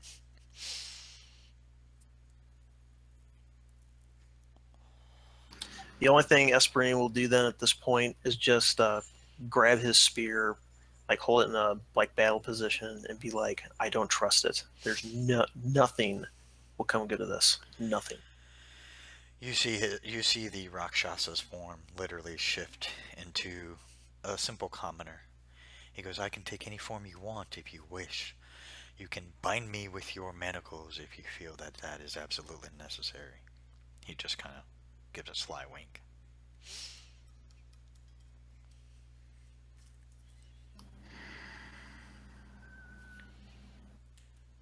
Sorry guys, out of character, I usually get stumped on decisions like these. Well, I know what to do once it's my turn. You guys know that this guy is not to be trusted whatsoever, and that entering into So- a deal with this guy would be Yeah, very don't. dangerous for you. right. And he'll just say, it's Esperini's turn. He was going into a battle stance. Yeah. And for a bonus action, can I do one other thing? Sure. All right, I want to use my Protector Aasimar ability of Radiant Soul. Ooh. Oh, that's a nice ability. Yeah, it is. So I can use my action or my bonus action to unleash a divine energy within yourself, causing your eyes to glimmer with two luminous. I mean, I don't have to read if you don't want me to. No, Basically, since he changed form, okay, causing your eyes to fill with glimmer and two luminous incorporeal wings sprout from your back. Your transformation lasts for 1 minute until you end as a bonus action. And as a bonus action, during it, I can have a flying speed up to 30 feet, and once each of your turns, you can deal extra radiant damage to one target when you deal damage with it or an attack or spell. The extra radiant damage is equal to your level. So when he transformed, and he said, well, you know, what did he say? You can trust me? Yes. I'll say, Blazil does not trust you, and I will try and go in to attack him. Okay. With the weapon, since I know that Yeah, you know he's immune to most magic. the most you know is that he's immune to most magic. You also know that he can cast magic himself. That's fine. Obviously by the altar self that he just did in front of you. Right. All right, so I will try and attack him with my spear. So now this is just a straight-ass attack spear. Okay. So just FYI. Still hits. Do we have at least an idea of what approximate level of spell would work? You just know it's higher level. I'm not going to give you that much information. You guys That's haven't fair. researched them nor run across them before, so you're not really That's sure. fine. The most you know is hearsay from books and stuff like that. Go ahead and Gotcha. roll, Esperini. Oh, sorry, 11 misses. Okay, You go to hit him, and he just kind of deftly dodges out of the way. Is basically what happens. And then that's fine. I'm just you notice he's still in his little commoner looking for him. okay. That's fine. Okay, Oh, boy. that's Esperini's turn. Marco, it's your go. I want to try one more thing. One last spell. Okay. Alrighty. I'm going to cast it at level 5. It's called Watery Sphere. Has no effect. I conjure. I'm just saving time. It has no effect. Okay, never mind. waste a It spell doesn't slot, have any though. effect. It's fine. All right. So he tries that and goes, and he'll move with. He'll just move up together with Thrain. You just see a wicked smile on his face. The water sphere starts to create around him, and he just looks and he just kind of smiles, and it just crashes and breaks apart. Damn, that's pretty high level.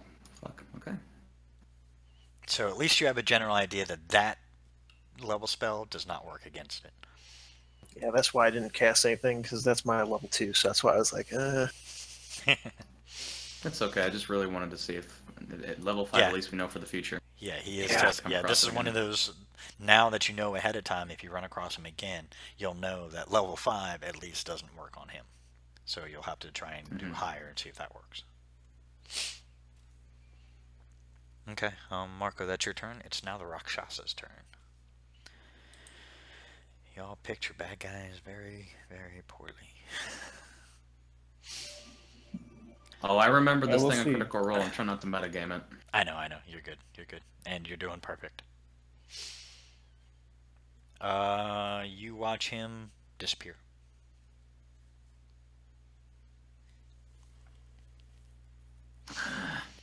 From what you can tell, Chris and Marco roll an Arcana check. Actually, Thrain, you can roll one too. He's casting invisibility. I will give you this one chance, if any of you have the Dispel magic, to attempt to stop it. actually, hold on one second.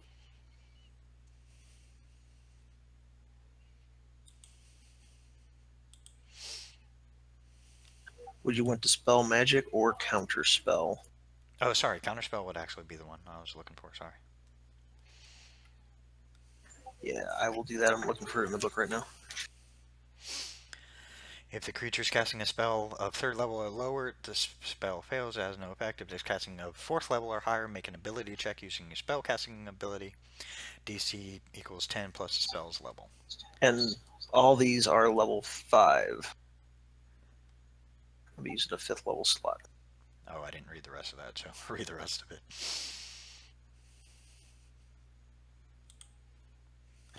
When you cast a spell No using need. a spell slot No of need. 4, okay.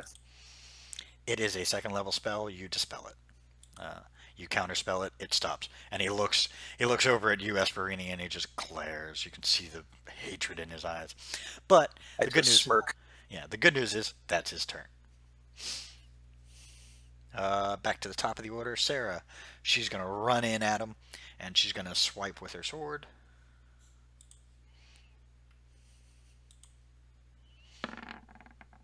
And she will hit. For 14 points of damage. Nice.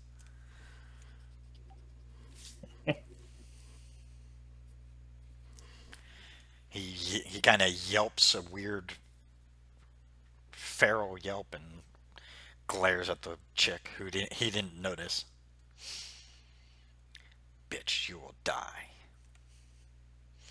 Oh, well, good game, guys. Thrain, you're up. I know you didn't just say what I think you said. I say as I apply more venom to my blades.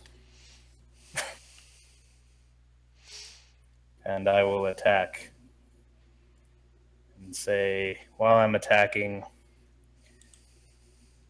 I will send you to the lowest pit of hell from whence you came. In Karn's name, he will never see the light of day again. Roll it. 16 just hits. Oh, okay, So perfect then. all your hits hit, but just barely. And then, hold on. The poison doesn't work. It's immune to poison. Okay. Just so you don't have to waste the roll. Out of game, is it your rules? Yes, I was about to that say. one is mine. Okay. Well, even then, I have altered him a bit. But he does take the 74 points damage you just dealt him. and with a bonus action, all 4 of us erupt in ice. Nice. But that also doesn't affect him. Wait, it's not a magic... It's a magical weapon ability. That's true. Okay, so yeah, it does work. That's the one good thing about it, is because it comes from the magical weapon. Actually, let me look at this a little closer. Hold on. AFK, 1 second, be right back. Good, because he's about to take a shit ton of damage. No, it doesn't affect him. You do the radiant thing, it explodes. It is a magical weapon, but the catch is it's also a magical spell at the same time. So due to it being a spell, the explosions hit. You can see described it to me Go ahead. as it's one of the pluses to the sword. It is, when a and normally, magic item- normally it would, but in this case, this guy seems to be immune from that. That's the one catch. Hey, okay. No worries. I mean, you still did 74 points of damage to him. Dude, we're good. We're good. Yeah, Let's just roll with it. Yeah, you guys are fucking him up. Yeah, I only get already. one of those a day though. That's what gets me chapped. That's gotcha. fine. Yay. You won't be completing this in one day, so. Plus, this guy's worth 10,000 XP. You think I'm gonna make him easy on you? That's All right, Nick, sorry. Jesus. Okay. A Rakshasa itself is just purely worth 10,000 XP. All right. Okay. And with that, I'll allow myself a smile as I stare into his bleeding wounds. Oh yeah, he's hurting. It's Esperini's turn, eh? Yes, it is. Esperini, your go. Well, Thing is the it- only thing I Oh, can yeah. do is stab it with a pointy end.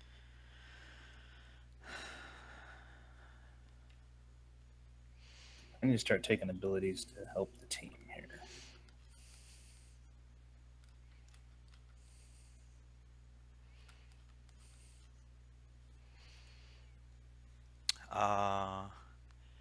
Start adding a +4 to that attack. Okay. I just checked. The other one wouldn't have hit. This one does hit, so roll the damage. Okay, that's fine. Is it +4 to damage on that as well? Yes, it is.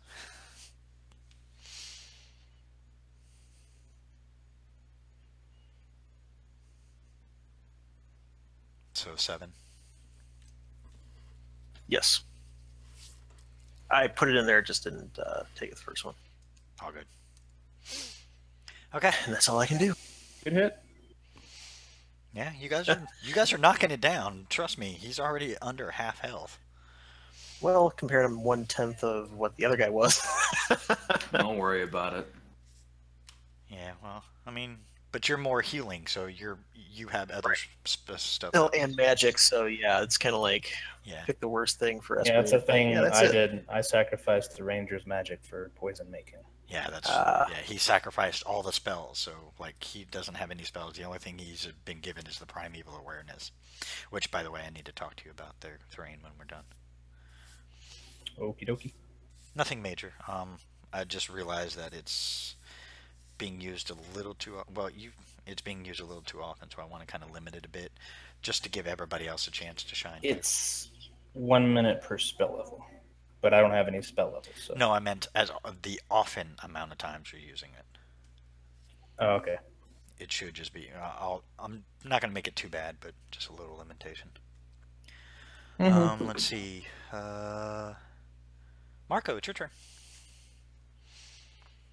Well, Marco, I'll loop around. from what you've Oh. been able to tell, every weapon that has been hit by and he's been hit with hurts. So obviously Okay, what you're doing yeah. is working.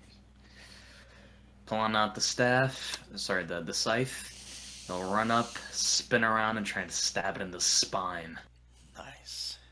I'll make the DC slightly higher for that one. Doesn't And- hit, unfortunately. Yeah, unfortunately not.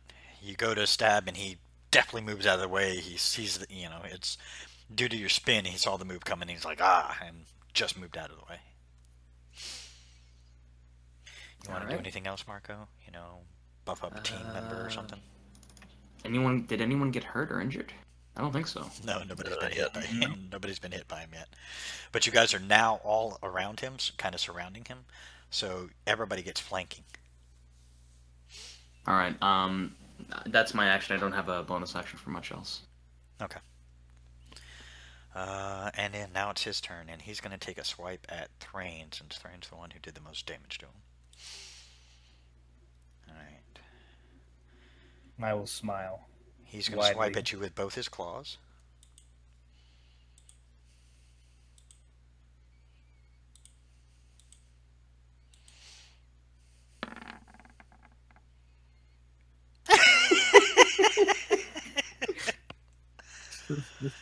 Oh, I that's declaw him. Now he's just a kitten. Heals himself. He's just a kitty. um,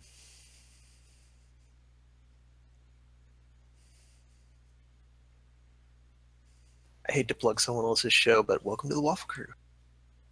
oh, I don't mind you plugging other people's shows. Just before or after the game is the only time. That's fine. Okay, unfortunately, his swing misses you. You guys are all in range. Oh. Thrain, roll me a D4.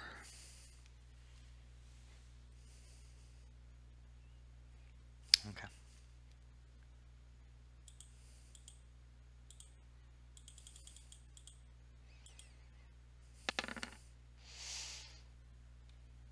Sarah takes 12 points of damage. Oh man.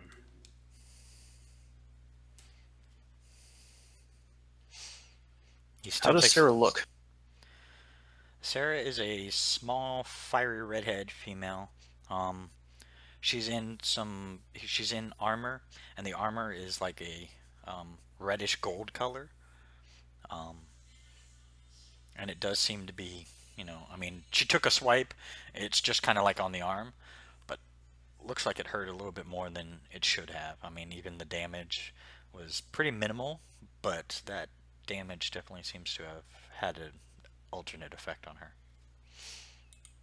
Okay.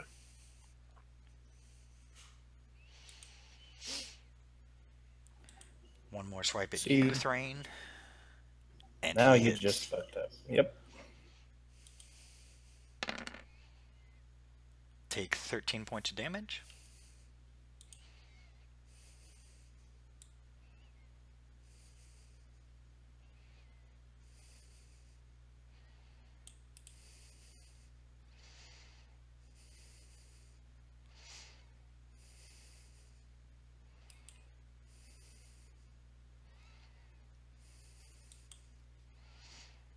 Okay.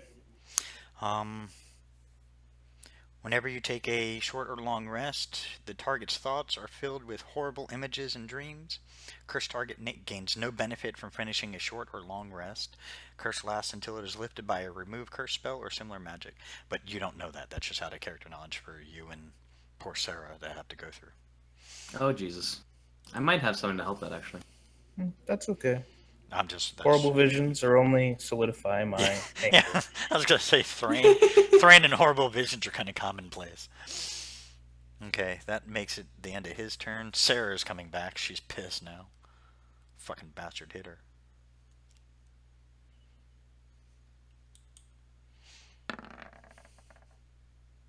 Ooh.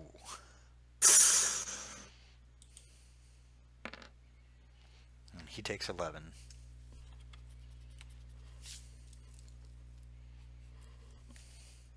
Thrain, here you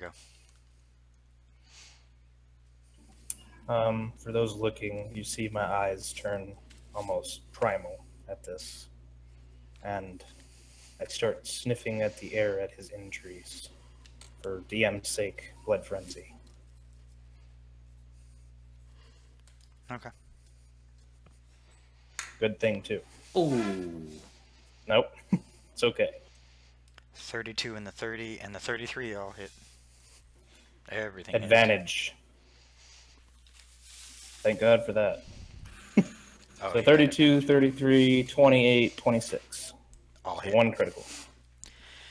Just roll the critical. I want to see how this goes. And that's another one. I mean, I gotta add that somewhere. I don't know how to add a ×3, but You're done. You're let me done. roll another. You're done. Okay. That kills him. 45 points is what you needed, and that's what you did. You kill him. As I rip into him, I take a bite out of his neck and tear it off. Bang, bang.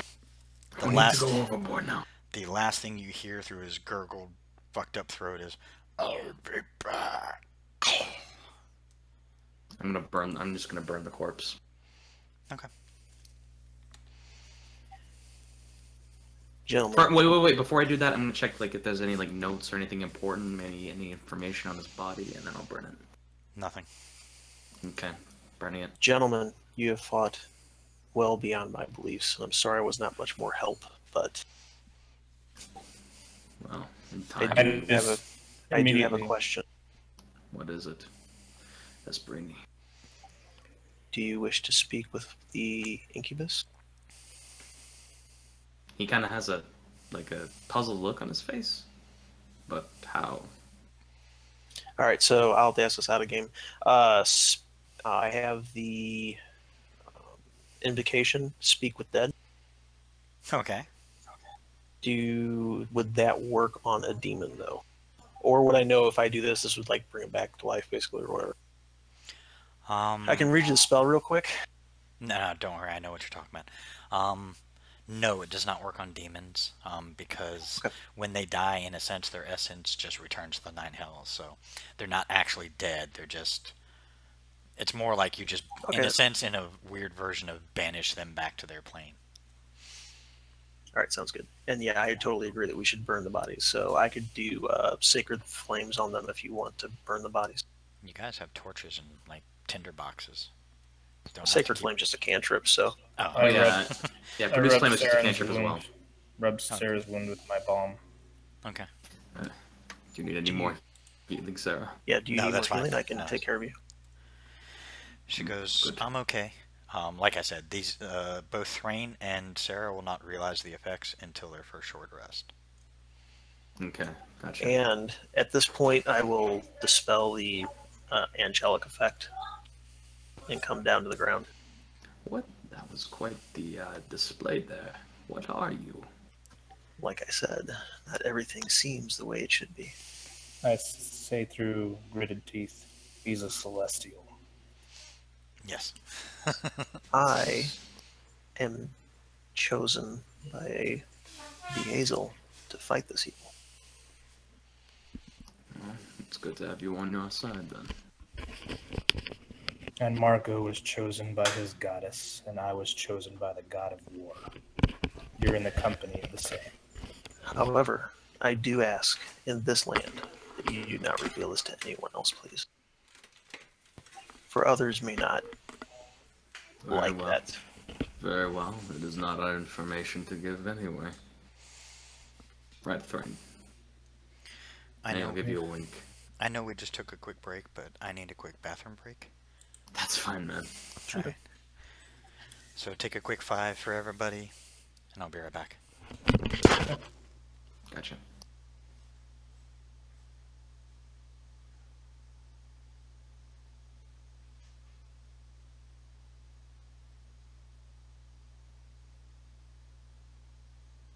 Yeah, I like this much better than having the map.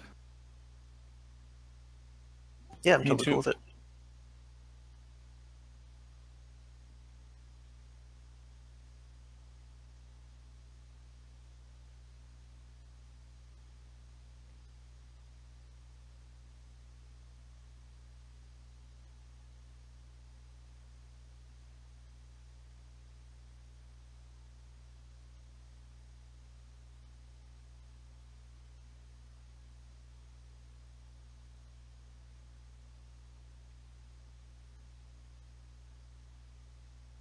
There, that's why.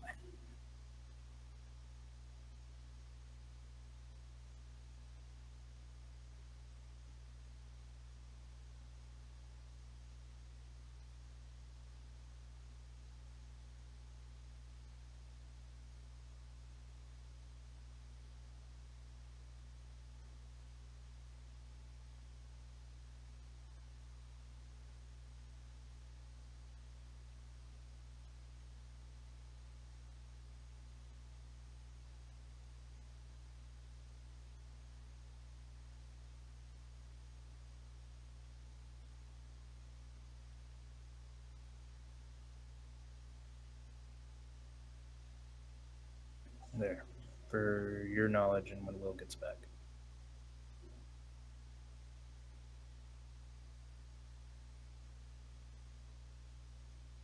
Okay.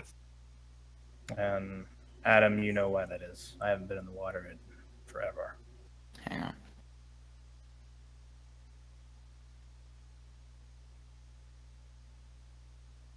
Out of game, I put it more like a were form, so it like eats at you until you.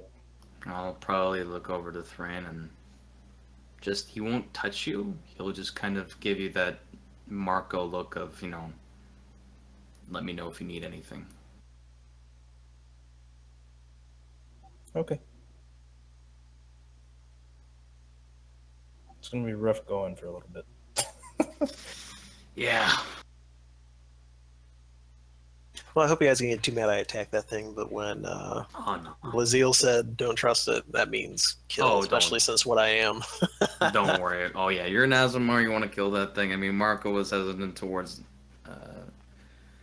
killing it, kind of, but at the end of the day, like, if it's untrustworthy, it's trustworthy. He doesn't like to judge your whole race, but at the end of the day, he was in this fort, so. And Thrain kills everything. And that too. So you have no argument there. Plus, he has three intelligent things on him that whisper into his mind. Then they hate demons. So Yeah. I'm a mess, basically. I guess Marco's the type that hates the fact that there's some creatures out there that are made into being evil. He wants to find a way to stop that. If that's even a thing. There's a conquest. Once we hit 20, we'll just go try to seal up the 9 hells.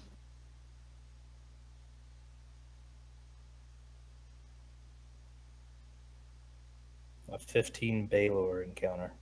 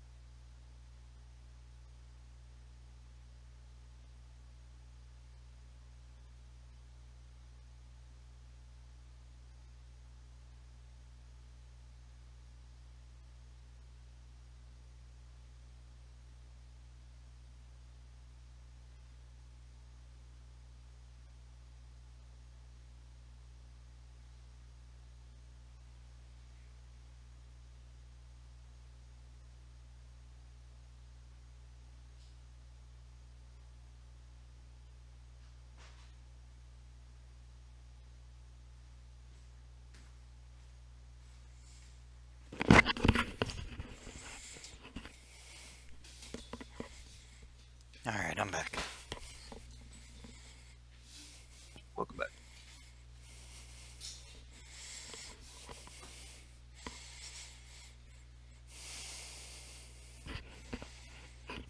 Alrighty. Those are for you and the players, but the players already read it. Just so you know. Okay. I haven't been in my primal form in 300 plus years, so you know. Gotcha. Old habits die. Alright.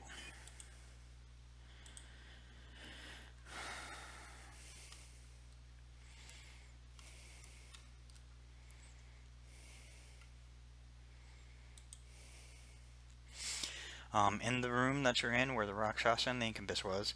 By the way, as soon as the Incubus died, so did the giant table. Yeah, I figured that was an illusion. Yeah, it was. To the north, you have a simple wooden door. And then the only other door is the one that you guys came in.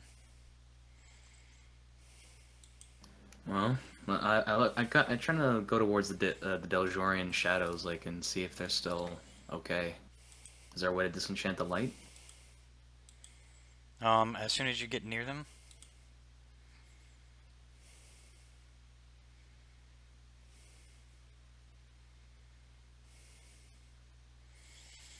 they come out of their shadowy forms.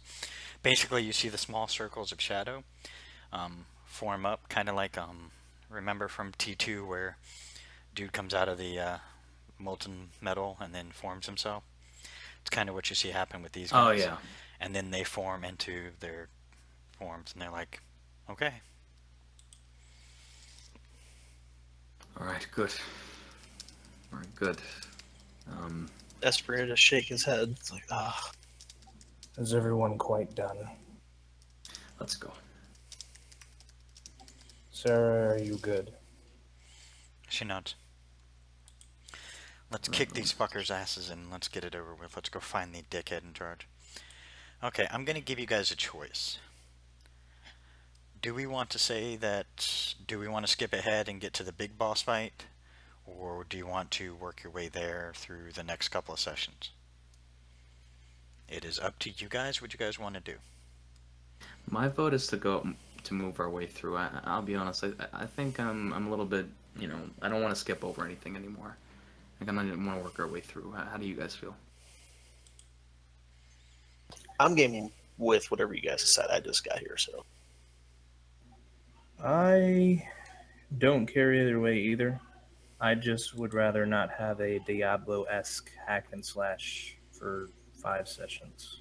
That's true too. I will be skipping a lot of that. Like, I mean, like some of these rooms are not going to have a bunch of creatures like it did previously.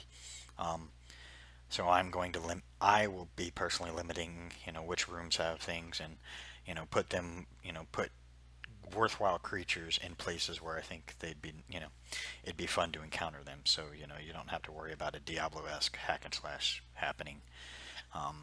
So yeah, you would skip some things. But what I want to do is I'm going to do a level per session, just because these are somewhat larger. This is a somewhat, I mean, you're in a citadel, so I mean, if you're going to explore the whole floor of it, it's going to take a little longer. I mean, like I said, most rooms will probably have nothing in it, or various decor or whatnot. But the like if because I'm going to be using the same program I've been using for the dungeon creation. And if it has a creature in it, unless you guys have fought it, unless you guys have fought it before, or I think it might provide a challenge for you, I'm just going to say fuck it and let you guys go through the room and pretend it's not there. Gotcha, man. I'll throw a few in here and there, but mainly you won't encounter too much. Because there's a reasoning I'm going to do this. I just wanted to know if you guys wanted to skip ahead and then have like one ultimate session of hack and slash, or do you want to do a little bit at a time? Can I ask a favor or more of an idea? Sure.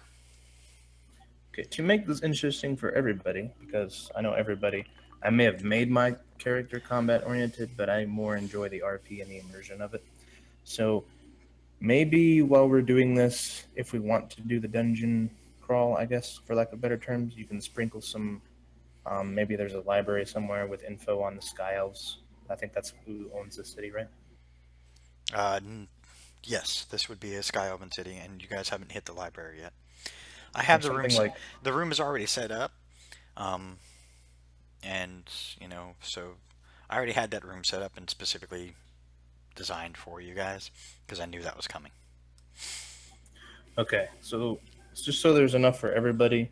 I don't know how Chris's character goes as far as what he's interested in, but I do know Marco likes lore, knowledge, anything he Well, can mostly soak up. plants. I've been really wanting to collect more plants on my way There's through. that. There's There that will be a too. small garden. Yes, I already have that planned too. Awesome. Like a small, like Yes. basically what they have is like a small green room where they've been growing various plants and herbs and stuff, more specifically for poisons and for healing potions.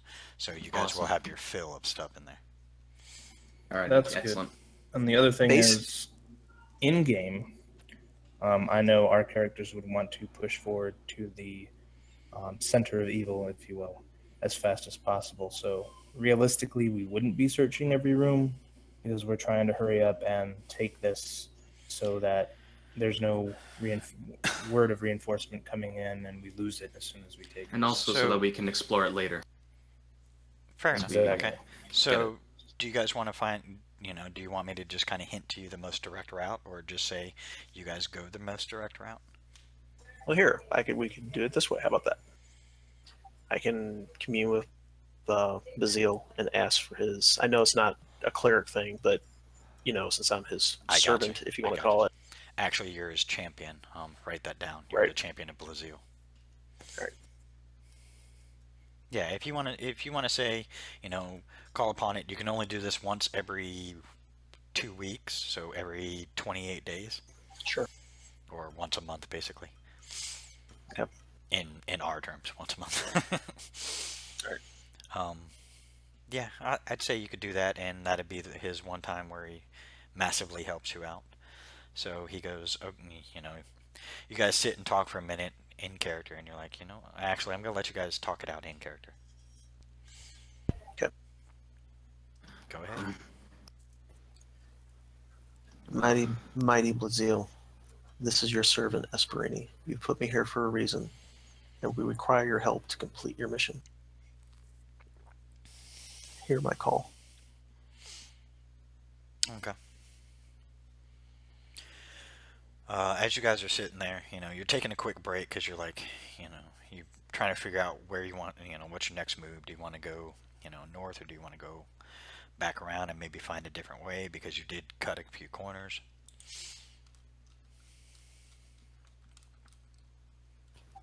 We are looking to end the fount of this evil that plagues this place. Blazil, guide us in where we can find this and end it.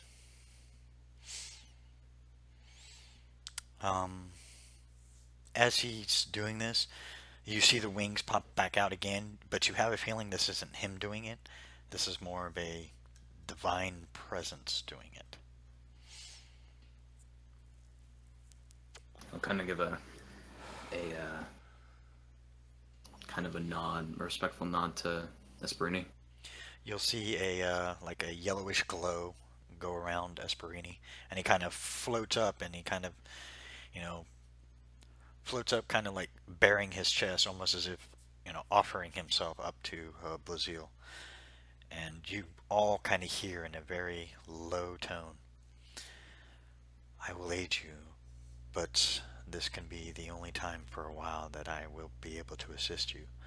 Follow the path I will lay out for you.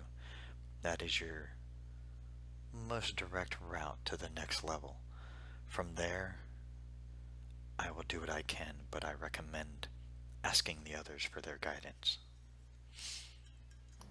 Very well. He will kind of nod to the voice almost. And then you And see... I'll respond. Okay, go ahead. I understand, Blazil. You have many things also tearing at you at this time. I will not ask of this for a long time. I appreciate the guidance, and we will be your champions for this endeavor. You see Esperini slowly lower back down, back to his feet, and then you can see the wings fold back in. Yeah, you now realize that that was more of a visual image and more of just to, awe-inspiring, because, deities can do that shit.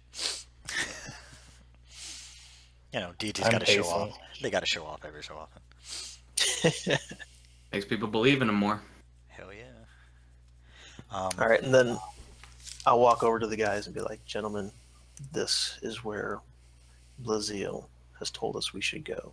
I know you do not follow him, but he has never led me astray before. He points directly north. Esperini, you're the only one who can see the path, but it is going straight directly north. Okay, that's fine. Through the northern door, and I'll keep you apprised of where you need to keep going. Sure. The path he has laid before us is to the north. If you wish to trust me, I will understand. If you wish not to trust me, I will understand. But hopefully, I have earned your trust so far. I suppose this is a new way to try to test it, and Marco will give Esperini a wink, and he'll kind of take on your lead. Sarah goes, I'm going with a guy who had wings spreading out of his butt. That too. She kind of chuckles. I'm still pacing, but as I'm pacing, I'll say, a god is a god, even if it is not Cairn. Of course, I will follow the word of a celestial being over that of my own knowledge, as I am not ever knowing. So please, point my blades in the right direction. And the only other thing Esperino will say to that is, I understand we have many choices, but all have one enemy. At least I'm assuming that's correct. Correct? Yes, you guys That all is have correct. one enemy right now. Even Okay, cool. Yeah. even like Lolth, the Spider Queen, and the other evil gods agree that Chronons is a problem. It is a problem, one of those problem children that need to go away. So everybody is in agreement. The entire pantheon is against Chronons, and he's still holding his fucking own. All right. I swear by the next episode, I'll have my knowledge in check. So You're good. You're good. Don't worry. I mean, you're still new, so these are questions that you would need to know, and I don't mind answering them. Like I said, I'm one of those DMs. Ask a question if you feel like if you feel you need clarification, I'll gladly tell you. yeah, that's cool. All right. As you guys go north, we'll just say you get through the door. It's a simple wooden door, and it was unlocked, so you guys just open the door, and you walk in. Inside, it's a standard stone room. In the south side of the room, you see a magical shrine sitting there. The weird thing is, it's a magical shrine to one of the darker gods. Not Chronons, though. There's my arcana. You want a religion, actually? Yeah, I can do religion if you want. Religion. Natural 20.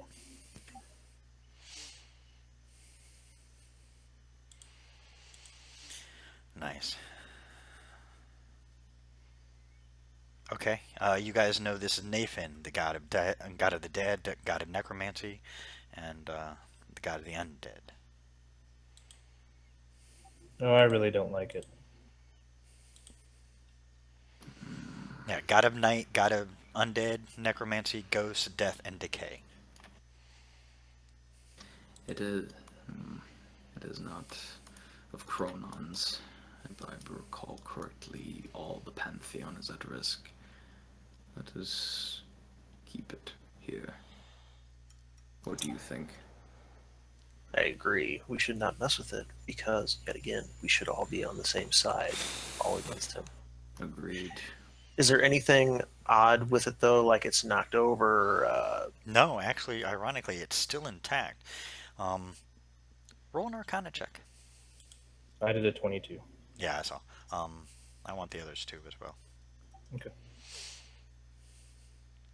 Okay, with your Arcana knowledge and your, you sharing notes, it is a magical shrine, which is probably why it's still standing. You are able to discern that it has some kind of healing property to it.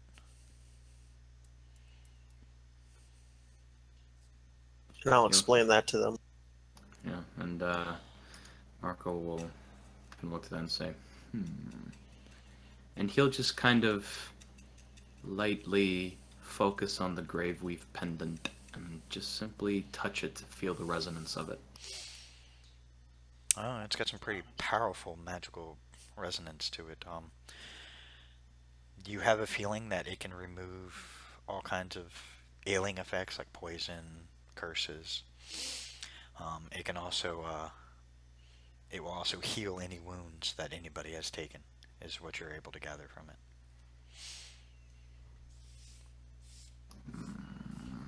Esperini could have done the same thing.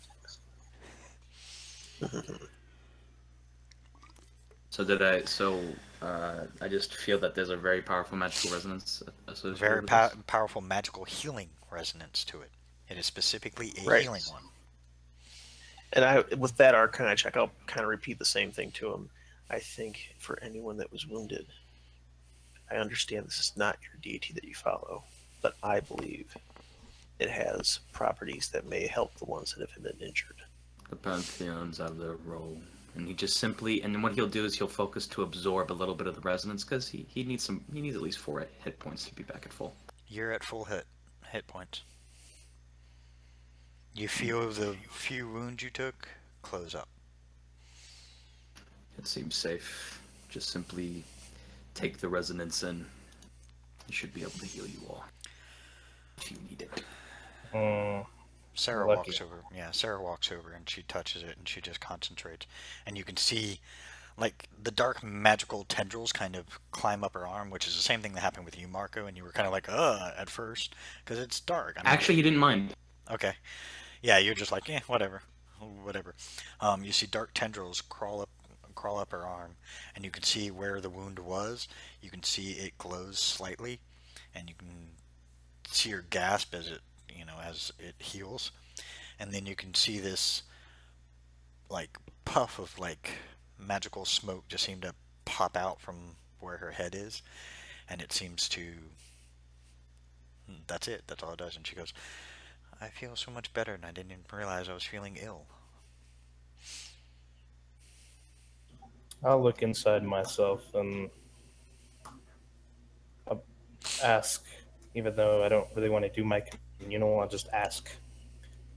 I don't want to offend you by any means, so if I have to turn my back on this, I will. For your name, Karn. I just ask guidance. He says that there is no harm in seeking others when one's health is at risk. I'll begrudgingly go over and touch the idol. Same thing that happened to Sarah happened to you. The tendrils go up, it heals what wounds you did have, if you had any. So you're back at full hit points. And that puff of smoke also pops off of you. Marco Esperini, roll an intelligence check. Mm-hmm. I'm going to have Sarah roll hers. Maybe younger, but brain's still a little slow. That's what happens when you're younger.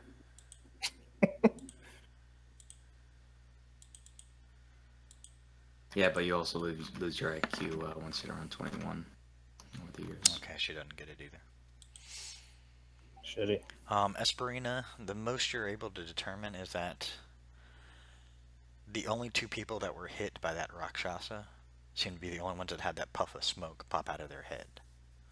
You're not sure what it means, but you have a feeling that it's probably tied to that tiger-like creature, because you don't even know its name yet. Okay. And I'll ask them. Did you see the puff of smoke as well? I saw it. I believe that may have came from your injury. Something that wasn't a wound, that was festering. Sarah nods. But I mean, it is gone now, and that is all that matters. Yes, I suppose I should thank the god of undeath. Thank you, whoever you are. Within Maybe. reason. Yeah, I mean, yeah, okay. All right. I won't call him by name because I don't like him. Fair enough. Esperini, the path is still showing north. It's showing specifically one way north, because there are 2 doors to get north. Okay, and I'll point in that direction and be like, the pathway is this way. Oh, sorry. It's actually showing, sorry, there's 1 door. The other one's hidden. Sorry, so never mind. It's showing 1 door north. That's straight ahead of you guys. I didn't realize that it was secret. I was looking at the rest of the info. Alright, I'll go up and inspect it.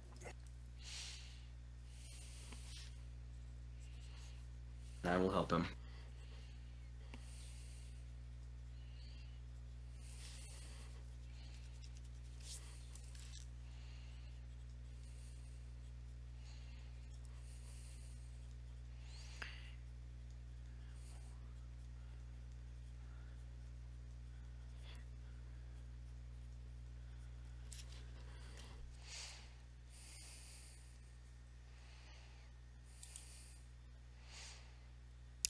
You determine that it is trapped, and with your roll, you are able to disable it.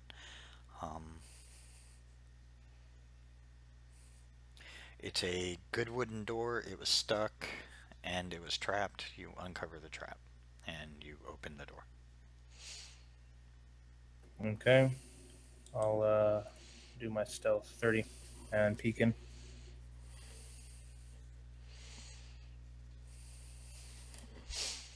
Okay.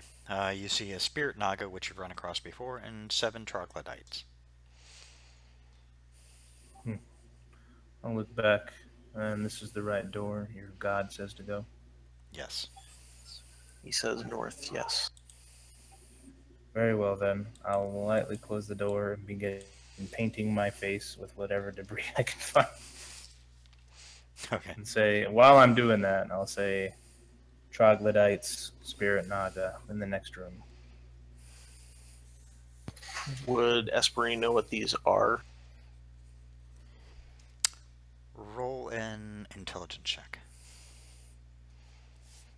If he doesn't, I'll just tell me, Yeah, I and was I'll gonna say, gladly explain it. you can fill some of it in because you've only run across brief bits of it. We've killed one and run across one. Yeah, but Are they immune to magic? that you don't know. Okay. I don't know, but they do have pretty nasty magic properties themselves. You And also do- venom. Because Yeah. You do know the spirit nagas do cast magic. You have seen them actually do it. They do it without spell components because they're a fucking snake. The troglodytes, however, they just seem to be like big burly warriors. That's all they really are. Or big burly lizard warriors. Okay. I'll stand at the side of the door and tell everybody else to do the same. Alrighty. I'm standing beside the door. And I tell the warriors to, well, I'll say the front, but no, I'll save you the trouble. I'll tell them to hang back and watch Thank the you. rear. Yeah. I mean, And because there's 7 of them, I will have a couple, I will have a couple of the warriors at least take care of like 2 or 3 of them, but the rest are all you guys. okay. What I'll do this time is I'll try my best to sound as Nemesi as possible and send a cry for help.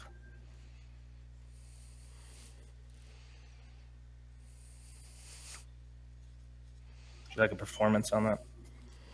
Please. Tell me what you got, because I'm busy doing something, so I can't look at Roll20 right this second. Natural 20. Okay. Damn. You sound so much like a Nemesi, the others kind of look at you and go, what the fuck, dude? Yeah, even Marco's like, well, eyes are really, really wide looking at Yeah, I'll me. be like, wow. By the way, Esperini, you know the language that he's using? Chronons, when he originally attacked the planet, the Nemesi were the frontline force, and they were vicious. They're a winged humanoid race. That their wings are made of some kind of metal that you later found out was chromatium, and it seems to be inherent in their bloodline. That just their bodies seem to be able to manipulate the metal in some kind of weird way, where they were able to grow wings, and the spikes that they have on their arms, on their elbows, and their kneecaps can extend out, and it's made of that same metal. This metal is almost indestructible. It makes adamantium look like it was tinfoil. Oh, wow, okay. Yeah, but it's extremely hard to work with, and that's one of the problems that a lot of the blacksmiths have had with chromatium ore itself, because it's very brittle, and if it's not treated right, it can lose its all properties. So they have to treat it very carefully and work with it, and use special things. So prices for anything made of chromatium are like 4 times what it would normally be for anything else. But they were the original front line. Unfortunately, you weren't given an update, so as far as you know, the voice he keeps using is the voice of the enemy. Okay. Okay, I want everybody to roll their initiative now. I'm going to do a group initiative.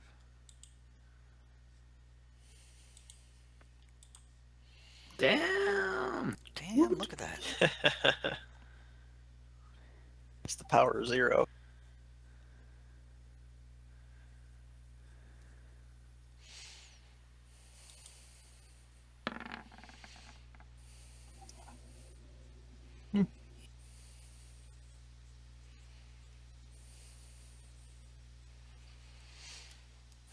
that's just for the troglodytes. I'm going to do the spirit nagas as well, just to be on the... have everything hopefully ahead of time.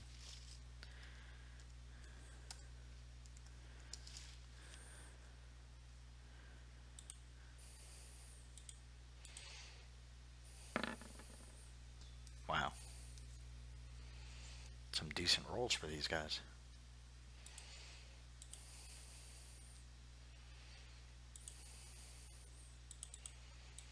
I've been rolling low for Sarah. 24 for Sarah, look at that. She matches me. What is your actual dex? 22. Then you go first. You should have a +6 then. I do.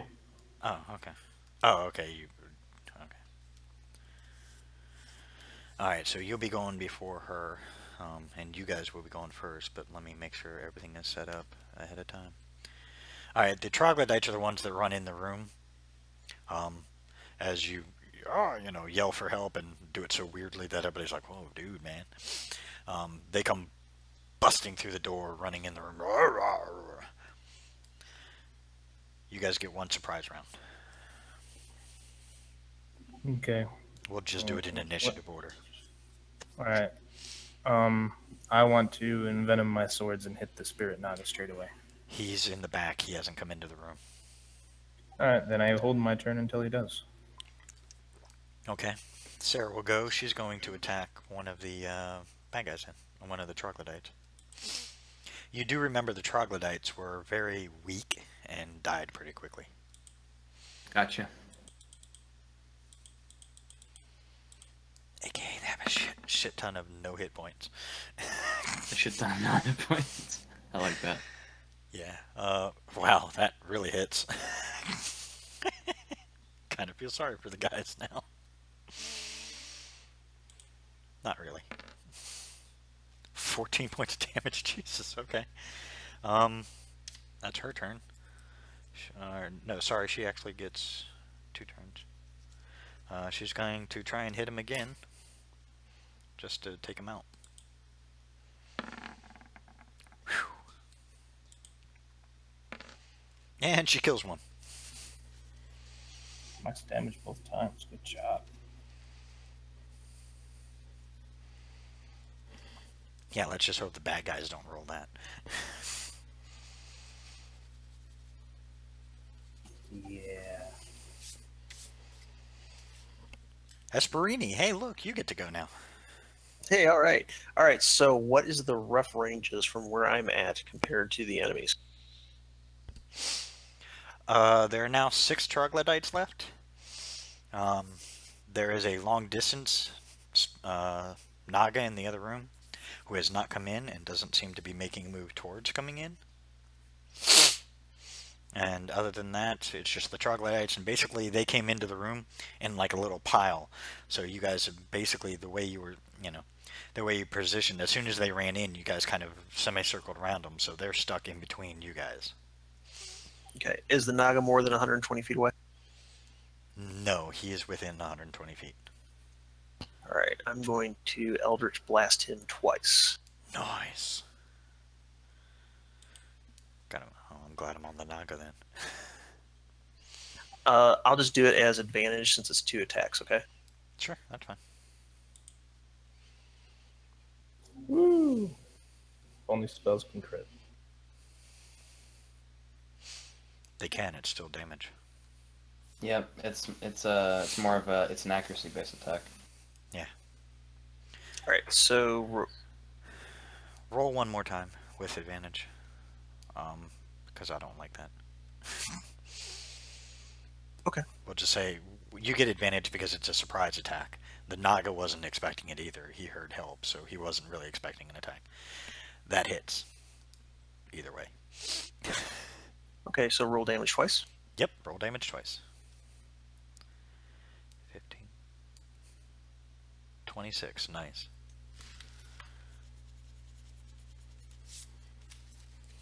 I also have the ability to move him back 10 feet per hit, but I'm not since he's too far. He's pretty far back with the incantation. He's about 90 feet back, so if you move 10 feet back, you just start to move out of his range. Yeah, no, I'm not going to, so I'll hold it. And that's my. And how close am I to the other guys? Pretty much touching range or not? They're within swiping distance. They're about 5 feet from you, so they could attack, but... Okay, that's fine. I just want to make sure I'm within them in case I need to heal. So yeah. I'm good.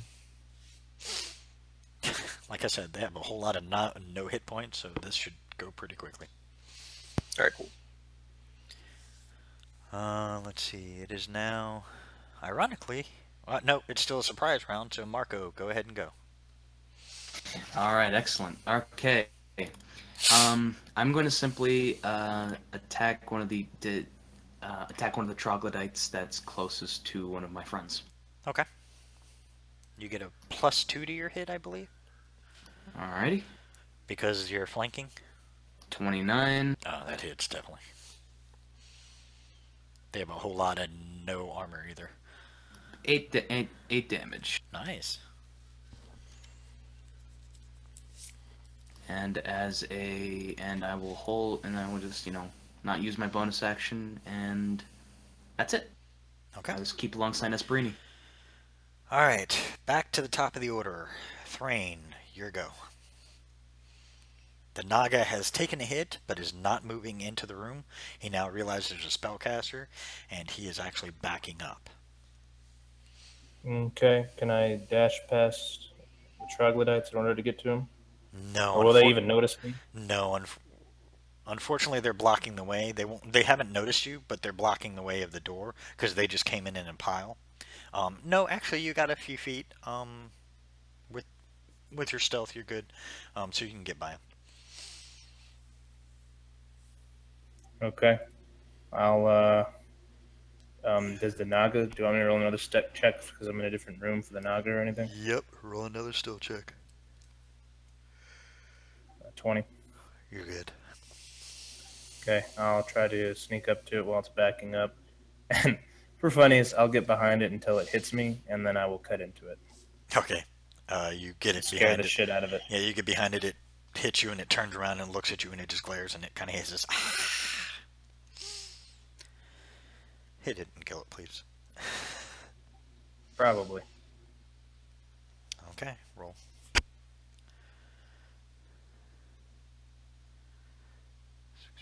Unamas. That Kate takes it out. Well, I didn't venom him anyway, so yeah, I forgot. Okay, cool. Doesn't matter. You just destroyed it. The Eldritch Blast is what really did the original damage to help you knock it down, or else it'd still be alive. Alright, I cut it up, and then I guess, move towards the door if I still have any movement left. As You far got as I about can 10 towards the feet. door. Yeah, you got about 10 feet, which won't get you, which gets you close to the door, but not within range of the troglodytes. Yeah, that's fine. I just want to prevent them from trying to run away.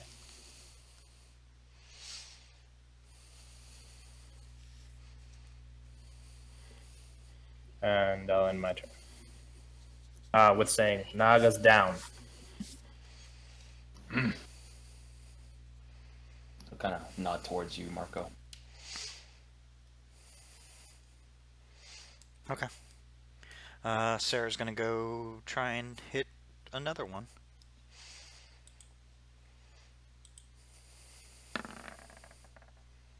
Which she does.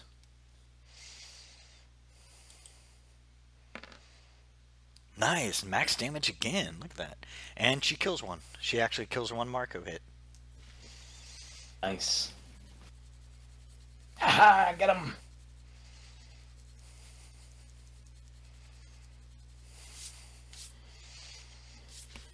She's gonna hit the next one in line. Basically, this is just a, hey, let's keep hacking at these guys. That still hits. 13 points of damage. Nice. That ends her turn. Esperini, it's your turn now. All right, so I will do once again the Eldritch Blast, one of the ones that she did not finish off, and then another one. Okay, so one that's I will- still alive, and then one more. Yes, and if they hit, I will knock it back. Okay, That's the first one. that hits. Low AC on these guys. You'll be able to take them out. That kills it.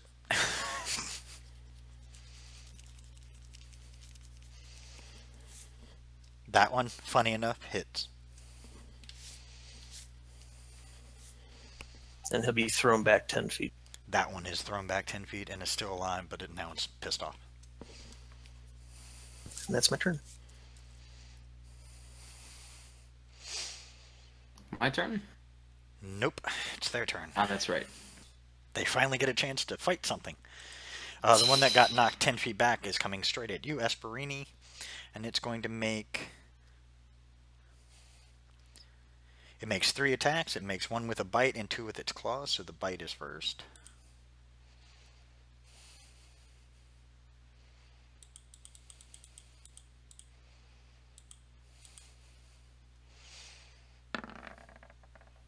Which it misses, and then it's 2 claws.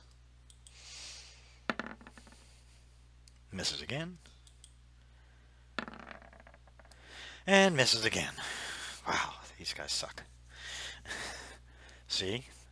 Aren't you glad for that AC bonus? Alright, that was the one that was hurt. That's probably why it missed. Yeah, we'll go with that. Another one's going to come at you, Marco. Same 3 hits.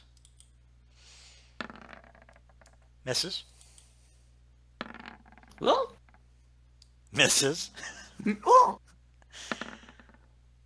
And misses. oh. These guys can't hit the broadside of a barn with a shotgun. Jesus. One's going after Sarah because it's the only other one within reach right this second. Misses. That hits. I'll just roll the third one and see if the other one hits. Nope, that one misses. So it hit with the claw.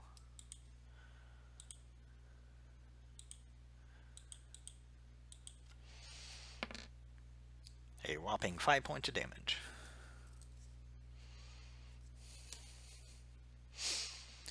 Alright. There's 2 more. One of the other troglodytes is going after you, Marco, and another one will be going after you, Esperini. So I'll do Marco first. Okay. Finally a hit. I'm just going to roll all 3. And that was with the bite, by the way. That misses. And the bite is the only one that hits.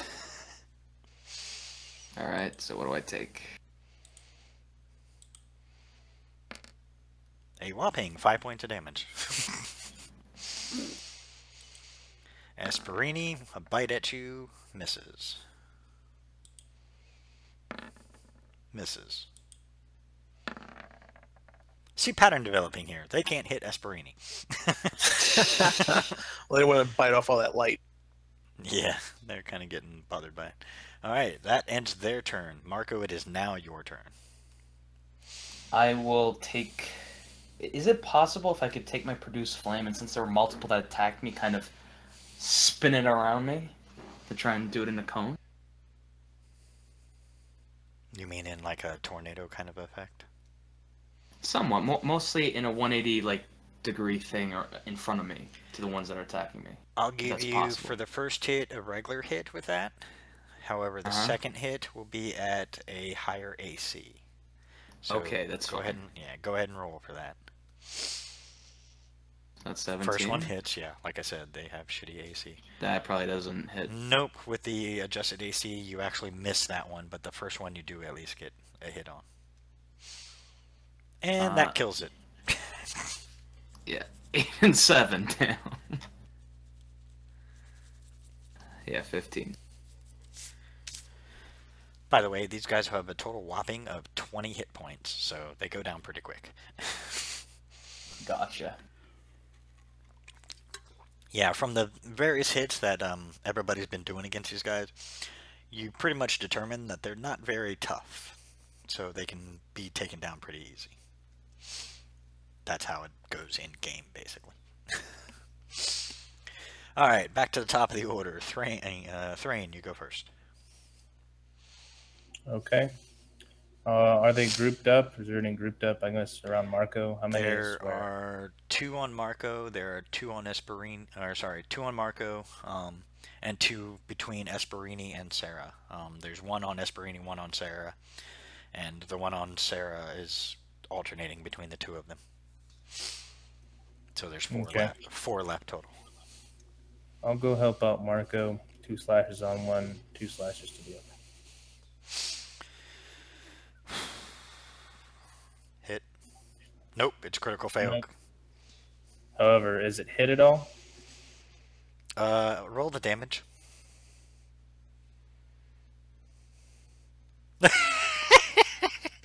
You just took out one of the other.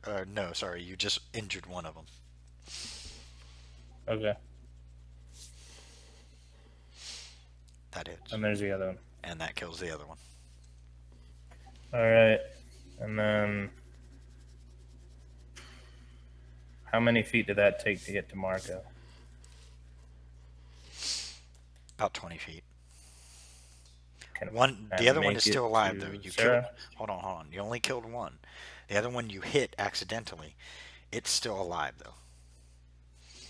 Oh, that's fine. So I it's your mean, choice. I mean, Marco can probably breathe on it. pretty much at this point, yeah. If I can make it to Sarah, I'm gonna go help her out with the one that scratched her. Okay, yeah, you can make it to her. Okay. I go next to it and slash it twice as well. This is gonna be overkill. Yep, that killed it. Oh. The other one's within range if you want to attack that one too. Yep. I'll horde break. Okay. Jeez. Okay. Yeah, you just took them both Well. out. There's one left now, and the poor one standing in front of Marco's going, "Oh shit, I'm screwed." I'll turn around and face it, laughing, kind of maniacally. Oh no, sorry. The one left is facing is in front of Esperini. Oh, okay. Well, even so, I'll turn to that and laugh maniacally. No, that's right, because you attacked the one in front of Sarah, and then there was one in front of Esperini, so you took those 2 out. So yeah, the only one left is in front of Marco, and that's the one that's got almost no hit points left. Okay, Sarah's turn. She's gonna walk over and breathe on the fucking thing. Which she does deftly. And not that it needs it. It dies.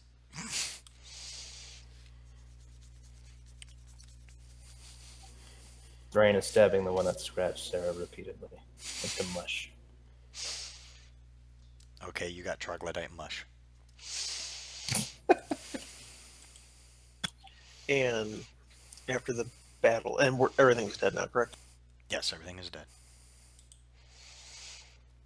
Esperini will put back her spear and say, "Remember, if you wish, I can speak with the dead if we need information, if you think it would be beneficial." Oh, you're a she?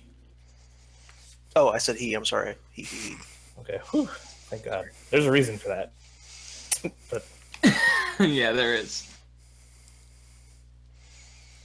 thank God. Okay. I Well, don't think I can. I don't speak think that- their language though. I don't think troglodytes are intelligent enough to know anything. There's the Naga, but I'm not sure if... And the Naga, I doubt any of us speak snake. Or Is this communication through a spiritual means, or is it through language, Esperini? Hold on. Esperini says, "Stand by as I check the pH." Her spell description. Hold on, I need to check my... while I was doing that, I'm gonna actually harvest the Naga's poison again. Um. Okay, give me However, one second. Will, did you get my PM? No, I haven't even looked at Facebook yet. Hold on. Oh no, it's on Discord. Oh, then no, I haven't looked at that either. Gotcha.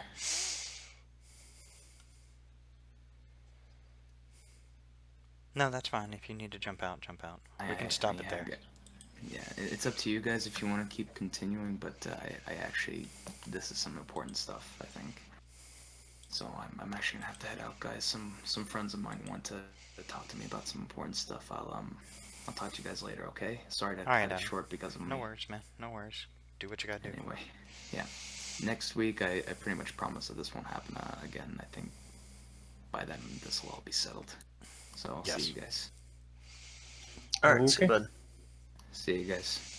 And hey, it's good to meet you, Chris. Yeah, definitely. Thanks for stopping by. Hey, anytime. Hope to see you again. See you later, guys. Okay. We can stop it there, or you can continue at least for that part.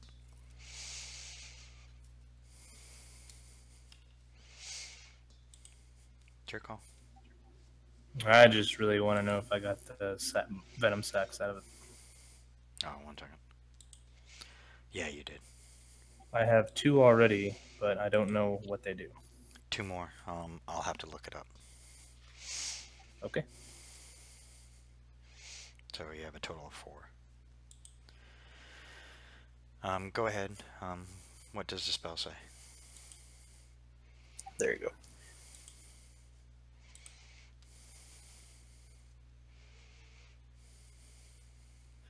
I don't think it says anything about the languages, though. It says the corpse knows only what it knew in life, including the languages it knew. Okay, 1 second.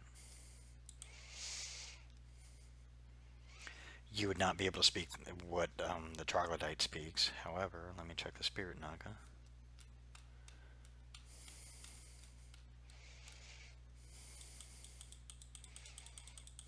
The shitty part of that is after it.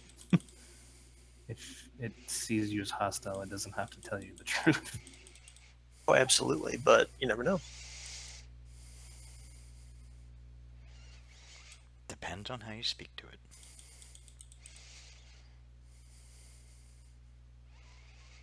I will torture its soul. Oh, wait, you can't speak to the naga. Okay, speak naga? Or... Let me make sure. Yeah, I don't want to say something and find out you can. I don't speak Naga, but... Not a language most people pick up.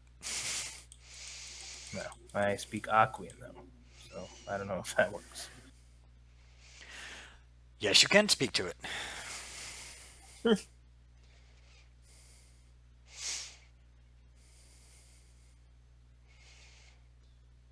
All right, then I will... Hold on, I gotta write something real quick. Honestly... Okay. We should probably save that if and when we kill the leader of this area so we can get all the plans out of his head. Or her head, or whatever it is.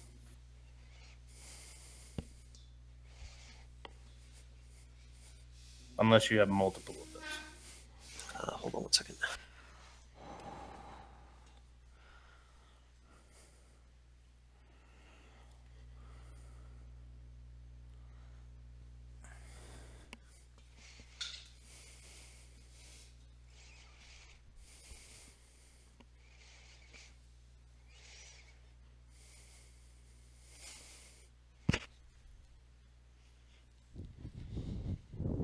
I can do it multiple times. Oh, I won't say anything either way. I mean, is it me that can talk to it, or is it him? It understands common. Oh, okay. It says you can ask the corpse up to 5 questions. So I'm guessing it's just me, but I could listen to what you guys have to say. And I'm assuming it responds to all of us in the room. No, it will only respond to you. But I mean, everyone can hear what it says, though, right? No, Or is it just like telepathically? it's more of the spell works for you, but they don't understand what's being said because Okay. it's basically one of those only you're seeing the corpse rise and talk. The rest of them just see Okay. the rest of them just see you talking to a corpse. That's it. Okay, yeah, I've never used a spell before, so that's why I was wondering. That's how I picture it. I mean, I think it only That's makes fine. it only makes sense that way. Well, actually, Absolutely. yeah, I'm gonna keep it that way. I like it that way because that way it's only just you. Okay. But yeah, you can ask the questions that they ask, and then go that route. Okay. So do we want to save this for next time then, or do we want to keep going? It's up to you guys. Should probably end here because I know if we do come across most of the things, Adam's character will want to do those. Yeah, we'll stop here. I'll do the speak with Dead when Adam's back then. Okay, so we'll do it next session then. That works. Next Monday at 8 o'clock if we can do it, right, Thrain? Yeah, I'm sure that'll be fine. I'll let you know otherwise. Alright. If not, then 9 o'clock is standard time, so. Is that 8 p.m. Central or Eastern? Eastern for time. The next one. Eastern time. Okay. If he calls the time, it's always Eastern. Yeah. All right. Cool. I just make it easier, and I'm not real good with the time zones, so I always do That's it in fine. mine. Okay. Well, nice meeting you, Chris. Hope you stick around. Yeah, nice Definitely. meeting I'll you, be Chris. back if I'm welcome back. I will definitely come back. Well, you haven't given us a reason not to, so you are welcome back to next week. We'll see if that continues. But I will like to say thank you players for playing, thank you watchers for watching. I hope you enjoyed. Stay tuned for next week as they continue their progress through the dungeon and hopefully get to the top and meet Big Boss Man.